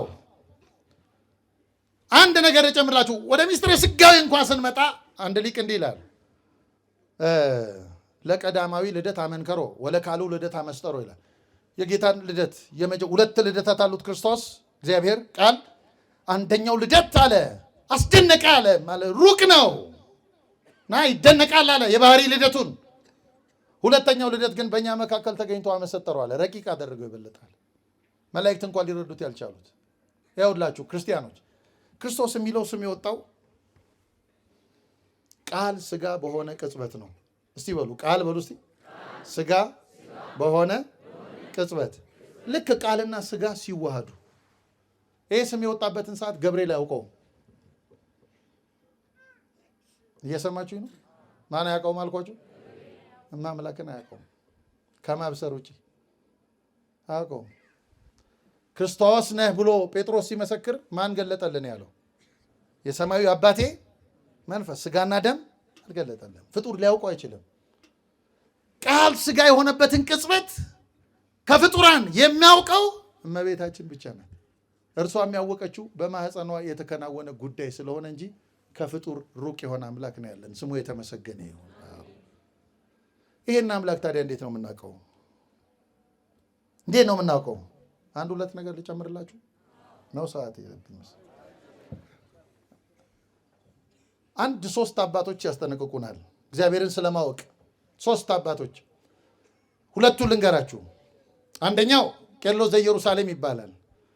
ቄርሎስ ዘኢየሩሳሌም ምን ይላል? ስለ እግዚአብሔር በተጠየቅን ቁጥር አለማወቃችንን እንናዘዛለን ይልና አለማወቃችን የእውቀት ሁሉ ጥግ ነው ይላል። ከአባ ቶማስ ጋር አሁን ይስማማል አይደል ሐሳቡ? እስቲ በሉ ስለ እግዚአብሔር በሉ በተጠየቅን ቁጥር አለማወቃችንን እንናዘዛለን። አለማወቃችን የእውቀት ሁሉ ጫፍ ነው። በቃ እግዚአብሔር ነው እሱ እግዚአብሔር ነው አንዱ እሱ። ሁለተኛው አባ ሕርያቆስ ነው። በቅዳሴ ማርያም ያው ሰሞኑን ይቀደሳል አይደለም? በቅዳሴ ማርያም አባ ሕርያቆስ አብ ፀሐይ ነው ወልድ ፀሐይ ነው ለዓለም ሁሉ የሚያበራ አንድ የሆነ ፀሐይ ነው አብ እሳት ነው ወልድ እሳት ነው እያለ ሄዶ አብርሃም ከይስሐቅ ይስሐቅ ከያዕቆብ እንደሚበልጥ እንዲያለ መበላለጥ በወልድ የለም ምናምን አለ። ነገረ ሥላሴን ብዙ ሄደበትና ወደ ሚስጥረ ሥጋዌ ሲመጣ ያ እዛ በአካላዊ ቃልነቱ በአብ ውስጥ ያለ አድሮበት ሳይሆን በአካላዊ ሕልውና ያለውን ቃል ከሰማይ በስጋ የሚገለጥበትን መንገድ ሚስጥረ ሥጋዌን ሲፈልግ ትንሽ ብላቴና አየ። 15 ዓመቷ ነው። ስንት ዓመት አልኳችሁ? ማናት እርሷ? ድንግል ማርያም 15 ዓመት እና በ15 ዓመቷ ነው ያስተናገደችው። ከዚያ ምን አለ መሰላችሁ እንዴ ድንግሎ ያለ 7ቱ የእሳት መጋረጃ በማህፀንሽ በወዴት ነው የተዘጋጀው? ቤት ነው የተዘረጋው። እናትነት ከገረድነት ጋር እንደምን ያለ ምስጢር ነው። ደነቀውና ይህንን ባሰብኩ ጊዜ አለ ባሰብኩ ጊዜ ህሊናዬ የልጅሽን የባህሪ ጥልቀት ሊዋኝ ይወዳል፣ የወዳጅሽ የመሰወሪያው ማዕበል ያማታዋል አለ። የመሰወሪያው ማዕበል የምኑ ያማታዋል አለ። ይሄን ለማሰብ ሲሄድ አለ። ከዛ ቀጠልኩና አለ ከትላንት የተማርነው ትምህርት አሁን በደንብ ይገባናል። ዝም ያለችው ማርያም ለዚህ ነው። ዝም ባትል ነው የሚገርመን አይደለም? ዝም ከዚያ ይህንን ባሰብኩ ጊዜ ልቡናዬ በነፋሳት ትከሻ ተጭኖ ሊበር ይወዳል። የአብረትን ጥልቀታቸውን የሰማይን ርዝመቱን ሊለካ ይፈልጋል። አቅቶት ደክሞት ይመለሳል አለና አሁንስ የገናንነቱን ነገር አንመራመር አለ። እዚህ ላይ ቆመን እግዚአብሔር እንዴት እናውቀዋለን? 5 ነጥቦችን ባጭሩ ልንገራችሁ። የመጀመሪያው በመፍራት እስቲ በመፍራት በሉ። የጥበብ መጀመሪያ ማንን መፍራት ነው? ጥበብ ማለት እውቀት ማለት ነው። የእውቀት መጀመሪያ እግዚአብሔርን መፍራት ነው። እግዚአብሔርን መፍራት በምንም ጉዳይ በምንም ሰው እግዚአብሔርን ለምን ማይፈራው? ስለማያውቀው ነው። ስለማያውቀው አይፈራውም፣ ስለማይፈራው አያውቀውም። ሰው በመፍራት ስናስቀድስ መፍራት ቤተ ክርስቲያን አካባቢ መተን ይሄ እኮ የንጉሱ መገለጫ ነው። አልባሌ ንግግር እንዳልናገር እግዚአብሔር ሆይ ጠብቀኝ፣ የማርያምን ዝምታ በጥቂቱ ለኔ ያድለኝ። አንተን ልፈራህ ይገባኛል። በፊት ስቆም ፈርቼ ልቆም ይገባኛል። አንተን ነውር ብመለከት በመቅደስህ ጥፋት ብመለከት ባይ አንተን ፈርቼ እንድቆም እርዳኝ እግዚአብሔር ሆይ። ሱባኤ መጥተው ተጣልተው የሚሄዱ ሰዎች የሉ። ለምንድን ነው እንዴ ሰው በምንጣፍ ይጣላል? እኔ ይገርመኛል። ቤተክርስቲያንም አካባቢ አንድ ቅዳሴ ላይ እንደው በጣም ራስ ወዳድ ከመሆናችን የተነሳ እንቆምና ከዛ ላልመጣችሁ ጓደኛችን እናነጥፋለን። ከዛ አንድ ምስኪን ትመጣና እንደው እዚህ ጋር ምናምን ብላ ስትቆም አንቺ አይታይሽም?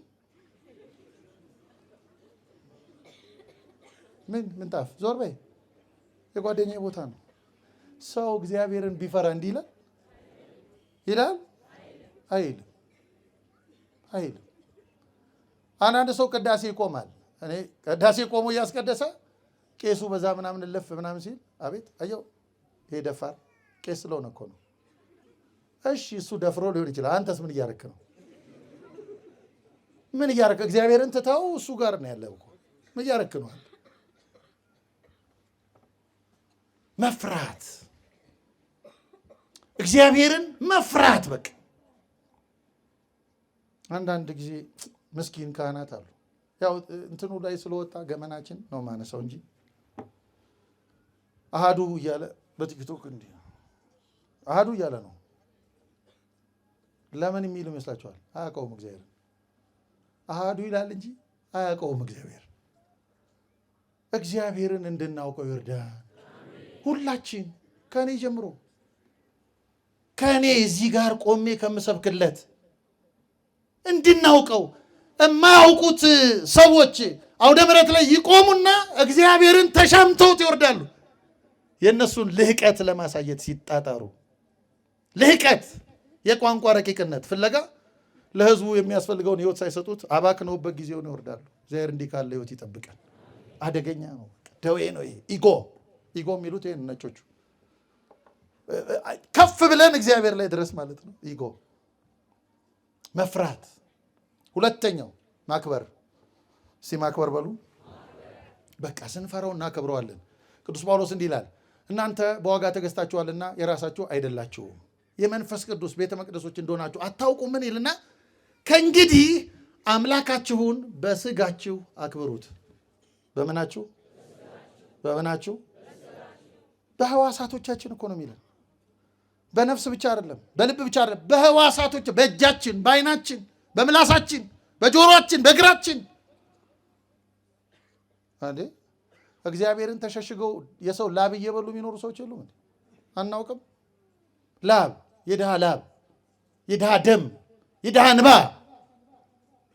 የሞተላት አምላክ የሚያያቸው የማይመስላቸው ደም የሚያስለቅሱ ግን ቤተ ክርስቲያን በሆነ ጥሩ ነጭ ምናምን የጣሊያን ካፖርት አቤት እንዲህ ይገርማል እኮ እግዚአብሔር። እንዲህ ምኑን ነው የታገሰው? አይገርማችሁም? ግን ትዕግስቱ እኮ ድንቅ እኮ ነው። እግዚአብሔር በጣም ድንቅ ነው። ማምላክን በጣም ማክበር። ይኸውላችሁ ኦርቶዶክሳውያን ከሆንን ማህበራዊ ሚዲያውን ተጠቀሙት፣ ችግር የለም። ጋኔን አይደለም እሱ። እኛው ነን ፎሎወር እናቴ ላይክ እና ሼር እንዴት እንደምንሰቃይ አይታችኋል። ማክበር በቃ እኔ እግዚአብሔር ሊከብርብኝ የምገባ መቅደሱ ነኝ። ቤተ መቅደስ ምንጣፍ ላይ በጫማችሁ ትገባላችሁ? ለምን? በግምት አይደል፣ መልስ ነው። ለምን? መቅደስ ስለሆነ፣ የተቀደሰ ቦታ ስለሆነ፣ ከዛ ምንጣፉ ምን ያለ ስለሆነ ነው። ከቦታው የተነሳ ምንጣፉ ምን ብሏል? ተቀድሷል አይደል? ግን ምንጣፎቹን አንዳንዴ አንብባችሁ ታውቃላችሁ? ሜዲን ምናምን የሚለው አይታችኋል? ሜዲን ቱርኪ ይበዛል። ምንጣፉ እውነት ነው የተቀደሰ ስለሆነ አንረግጠውም። ምንጣፍ ግን ያልቃል አያልቅም? ያረጃል አያረጅም? ይጣላል አይጣልም? ታዲያ አንቺ ከሚጣለው ምንጣፍ ታንሻለሽ? ልብሽን ማን ነው የሚረግጠው? ልብህን ማን ነው የሚረግጠው? ያንተን ማን ነው? የማን የሐሳብ ጫማ ነው የሚረግጥህ? የማን ምንድን ነው ልባችን ላይ እየረገጠ ያለው? ወዳጄ መጠየቅ አለብህ ራስህ። ለዚህ ነው ቅዱስ ያዕቆብ ምን ይላል? ባቲን ባርኮ ለእግዚአብሔር አብ ወባቲን ረግም ለእጓለ እመሕያው ዘበአርአያ እግዚአብሔር ተፈጥረ። በዚህ ምላሳችን እግዚአብሔር አብን እንባርካለን፣ በዚሁ ምላሳችን በእግዚአብሔር መልክ የተፈጠረውን ሰው እንሰድብበታለን አለ። አደባባዩ ላይ ሲሳደቡ ቆይተው በስመ አብ ወወልድ ወመንፈስ ቅዱስ አሐዱ አምላክ አሜን ይሉና ሲሳደቡ ቆይተው ክብሩን እግዚአብሔር ይውሰድ ይላሉ። እንደው የቀልድ አይደለም ክርስቲያኖች፣ እግዚአብሔር ላይ የቀለድንበት አይደለም። ለምን አናውቀውም። ሶስተኛ የልብ ንጽህና። እስቲ የልብ ንጽህና በሉ። ልበ ንጹሐን ብፁዓን ናቸው እግዚአብሔርን ያዩታልና ይላል መጽሐፍ ቅዱስ። ልበ ንጹሐን ብፁዓን ናቸው። ማቴዎስ ወንጌል ምዕራፍ 5 ያዩታል። ልበ ንጹሐን ማለት ምን ማለት ነው? ክርስቲያኖች ከኃጢአት ማለት አይደለም። ከኃጢአት በቀላል መላቀቅ አይቻልም። ብዙ ትግል ይፈልጋል፣ ተጋድሎ ይፈልጋል። ቅዱስ ጳውሎስም ገልጦልናል።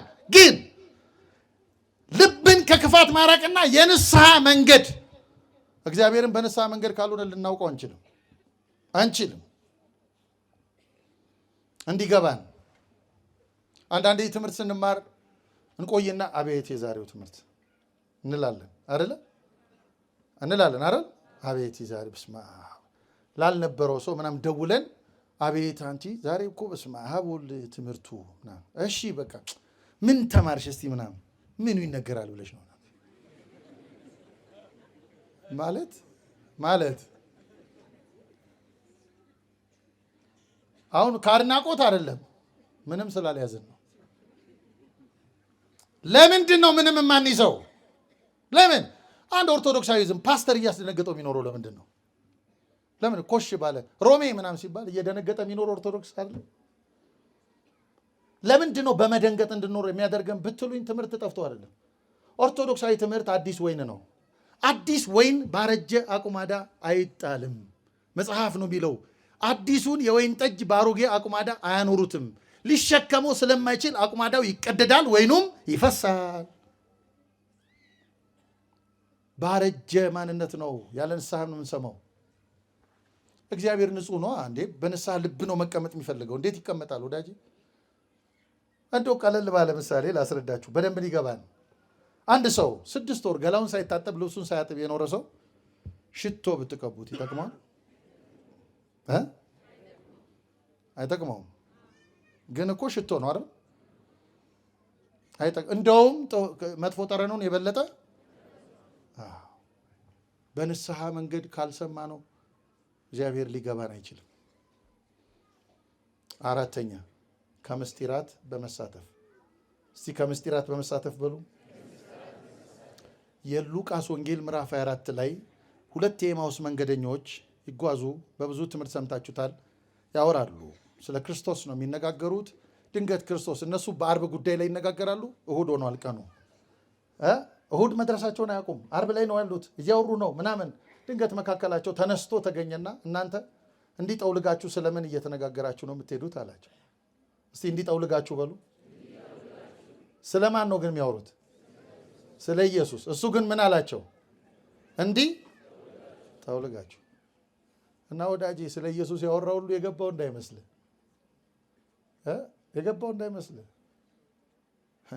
አንድ ፓስተር መንገድ ላይ ወጥቶ ይሰብካል፣ ይጮሃል። እና የመጀመሪያ ቀን አካባቢ በጣም ብዙ ህዝብ ተሰብስቦ ይሰማዋል። በጣም ብዙ እና አንድ ፈላስፋ ደግሞ በዛ በኩል ሲያልፍ ያዋል። ጀርመን ሀገር ነው። ሲያልፍ ብዙ ሰው ሰብስቧል። ይሄ በጣም አይኪው ከፍ ያለ ነው ማለት ነው ይላል ፈላስፋው። ይሄ ሁሉ ካደመጠው ከፍ ያለ ነው ምናምን ይላል። በሌላ ቀንም ሲመጣ ምናምን ትንሽ ቀን ህዝቡ ብዙ ነው። ከዚያ ግን ሰው እየጎደለ ነው፣ እየቀነሰ ነው። ሲያየው የሰው ቁጥር ይቀንሳል፣ እሱ ይጮሃል። የሰው ቁጥር ይቀንሳል፣ ይጮሃል። ይሄ ሰውዬ አይኪው እንዳልኩት ልክ አይደለም ማለት ነው። ለምንድን ነው አዳዲስ ነገር እያመጣ አይደለም ማለት ነው ምናምን አለ። አንድ ቀን በዛ በኩል ሲያልፍ ብቻውን እየጮኸ ነው። ምንም ሰው የለም። በቃ ዛሬ ልጠይቀዋልና አንተ የሆነ ብዙ ቀን ተከታትያለሁ፣ በጣም ብዙ ህዝብ ይሰበሰብልህ ነበር፣ ከዛ ደግሞ ምናምን እያለ ደግሞ ብቻህን ምናምን አለ። ዛሬ ምንድን ነው የምታደርገው አለው። ከዛ ምን ብሎ መለሰ ፓስተሩ? የመጀመሪያ ሰሞን የምጮኸው ላሳምናቸው ነበር አለ። አሁን እየጎደሉ ሲመጡ እንዳያሳምኑኝ ነው የምጮኸው አለ። እኔ እና ወዳጆቼ እንዳይመስላችሁ እንዳናሳምናቸው ነው የሚጮሁት። ከፍ አድርገው እና አትጃጃሉ። በዚህ ቢሰሙን ያምኑ ነበረ። እምነት ከመስማት ነው ይላል መጽሐፍ። ላለመስማት ነው የሚጮሁት። አንድ ልዑል ራስ ካሳ ኃይሉ የሚባሉ ታላቅ ሰው አሉ እና ፍኖተ አእምሮ የሚል መጽሐፍ አላቸው። እዚያ ላይ ምን ይላሉ? አንድ ሰው ይላሉ ተመሳሳይ ነገር እየተናገረ ተመሳሳይ ጉዳይ ሆኖ በጣም እየጮኸ ሲናገር የእብደት፣ አጥብቆ ሲናገር የድፍረት፣ ጎትቶ ሲናገር የንቀት፣ እያስተዋለ ሲናገር የእውቀት ይላሉ። እና ወዳጆቼ እነዚህ ሰዎች ጠውልገዋል። ምንድን ነው እንዲህ ጠውልጋችሁ የምታወሩት ሲሉት፣ አንተ ለኢየሩሳሌም እንግዳ ነህ።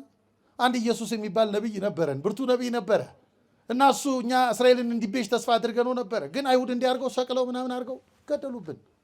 ለማን ነው የሚሉት? ለማን ነው? ስለማን? ወዳጅ የጠወለገ ነፍስ ለአንተ ብቻ አይደለም ለእርሱም ይነግረዋል። አያውቀውም ግን ይጮሃል። ጠርቶት ነው። ገሰጻቸው። መጻሕፍትን ተረጎመላቸው። አጠገቡ እየሄዱ አያውቁትም።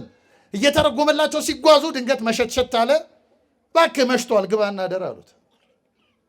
ግባና ደር ያሉት ገብቷቸው አይደለም። የአብርሃም ልጆች ስለሆኑ እንግዳ መቀበል ልማዳቸው ነው እና በልባቸው ምን እያሉ ነው? እንደ ጅቢጤ መንገድ ላይ እንዳያገኝህ ነው፣ አውሬ እንዳያገኝህ ግባና እደር። ተከትሏቸው ገባ። ማዕድ አቀረቡለት። ማዕዱን ሲባርከው ዓይናቸው ተከፈተ። ምናቸው? የትኛው ዓይን? የውስጥ ዓይን።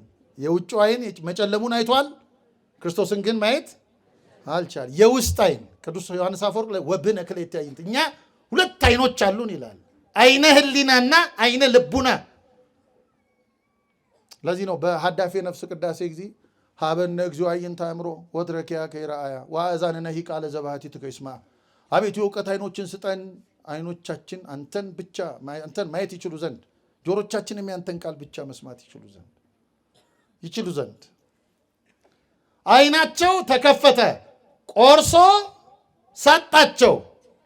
ያን ጊዜ አወቁት ይላል። እስቲ ያን ጊዜ አወቁት በሉ። ምን ሲያደርጉ? ሲቀበሉት ይላል ቄሱ ቅዳሴ ላይ። አንሳ ባረከ ፈትር ይላል ቄሱ። ዓይናችን እንዲከፈት ነው። መድኃኔዓለም ዓይናችንን ይክፈተው። አዎ ዝም ብለን ዳር እየዞርን ብቻ ጠበል ጋር ብቻ እየዞርን ስጋው ደሙ ጋር ሳንደርስ እንዳንሞት ዓይናችንን ይክፈት መድኃኔዓለም ይክፈት።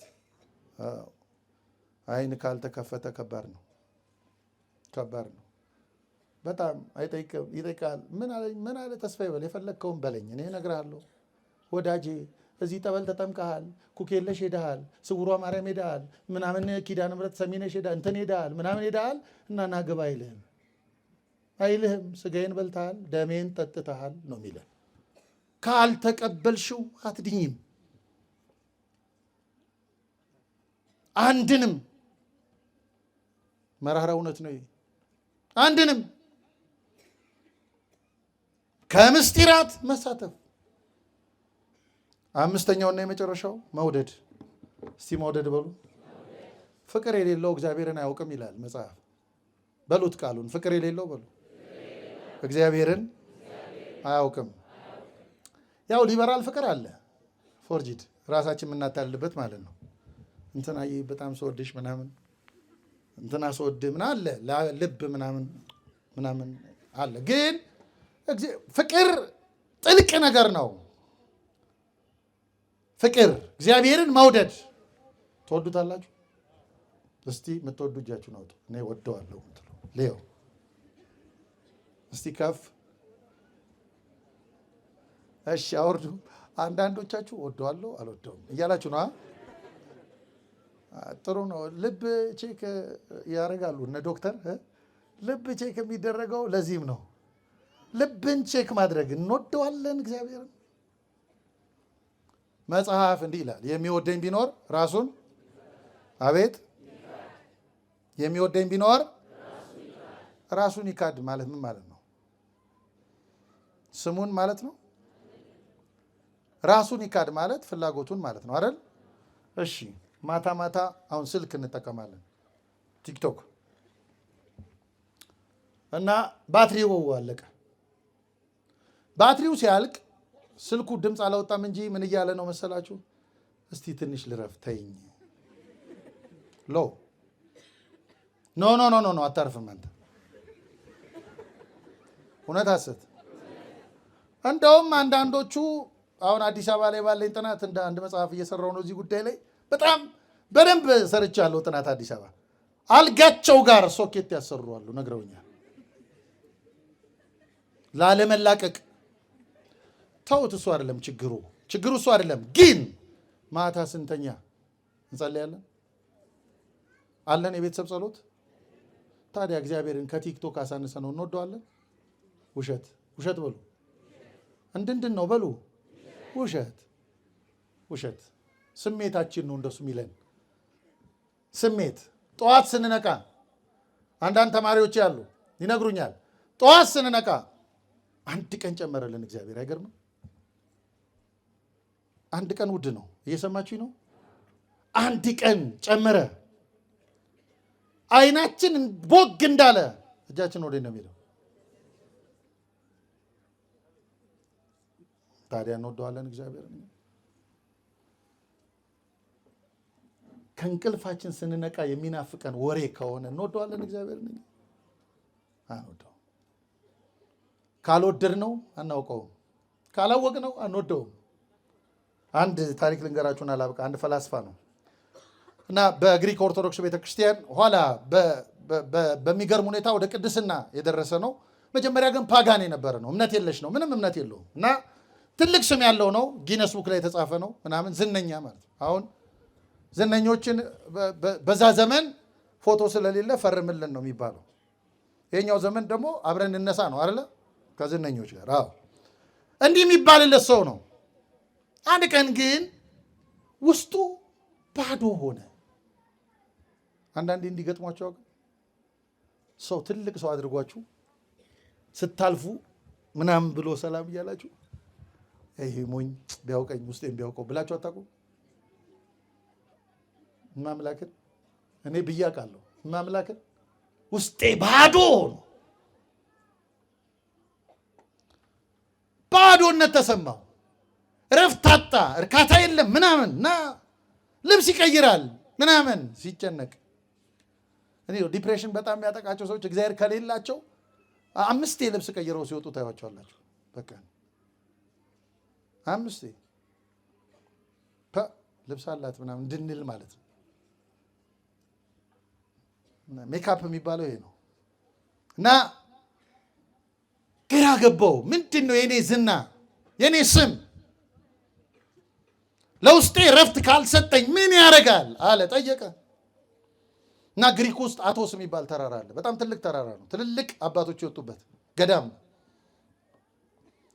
እዚያ ተራራ ላይ ብዙ መነኮሳት በዝምታ ይኖራሉ። ወጥቶ አያውቅም። ፓጋን ነው፣ እምነት የለውም። እንዴ እዚህ ተራራ ላይ ብዙ መነኩሴ እንደሚኖር ሰምቻለሁ፣ ግን ዝም ብለው ነው የሚኖሩት። እኔ ደግሞ ብቻዬን እንደ ብዙ ሰው ተረብሻለሁ አለ። ብቻዬን ምንድን ነው ያለው ነገር? ይሄን ማወቅ አለብኝ አለ። ተራራውን በእግሩ ወጣ። በእግሩ ሄዶ አያውቅም። በጣም ረጅም ተራራ ነው። ያን ተራራ ወጥቶ እዚያ ሲደርስ ደክሞት ገዳሙ በር ላይ ወደቀ።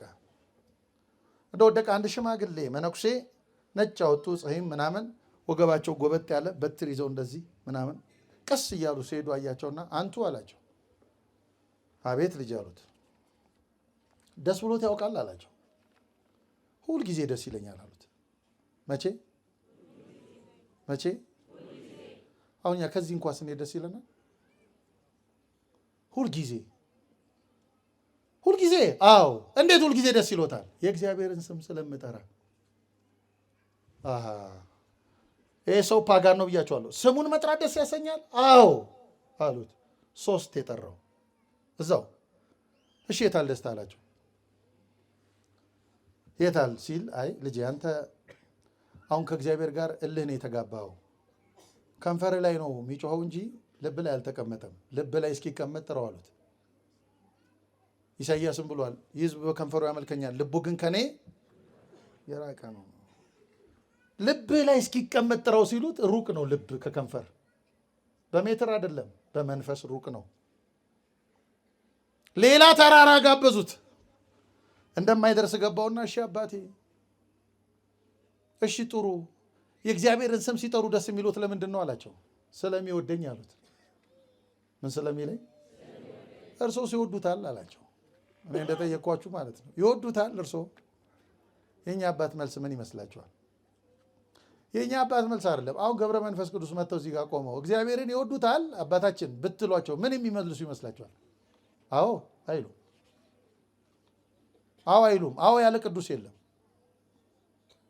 ለመሰላችሁ ቅዱሳን ቢወዱት ከክብሩ ለመካፈል ነው። እግዚአብሔር ቢወደን ጠላቶቹ ሆነን ነው። ስሙ የተመሰገነ ይሁን። ማንም እዚህ ፍቅር ላይ አይደርስም። ማንም። ስለዚህ ምን አሉት? ልጄ እግዚአብሔርን ስለመውደድ 40 ዓመት ተምሬያለሁ። ስንት ዓመት? በዚህ ገዳም 40 ዓመት ተምሬያለሁ። ገና ለወደው እየሞከርኩ ነው። እስቲ ለወደው በሉ። እየሞከርኩ ነው። አምላካችን ሙከራችንን ያሳካልን። አውቀን ነው እንድናመልከው ይርዳን። የሰማነውን በልብ ያስቀምጥ።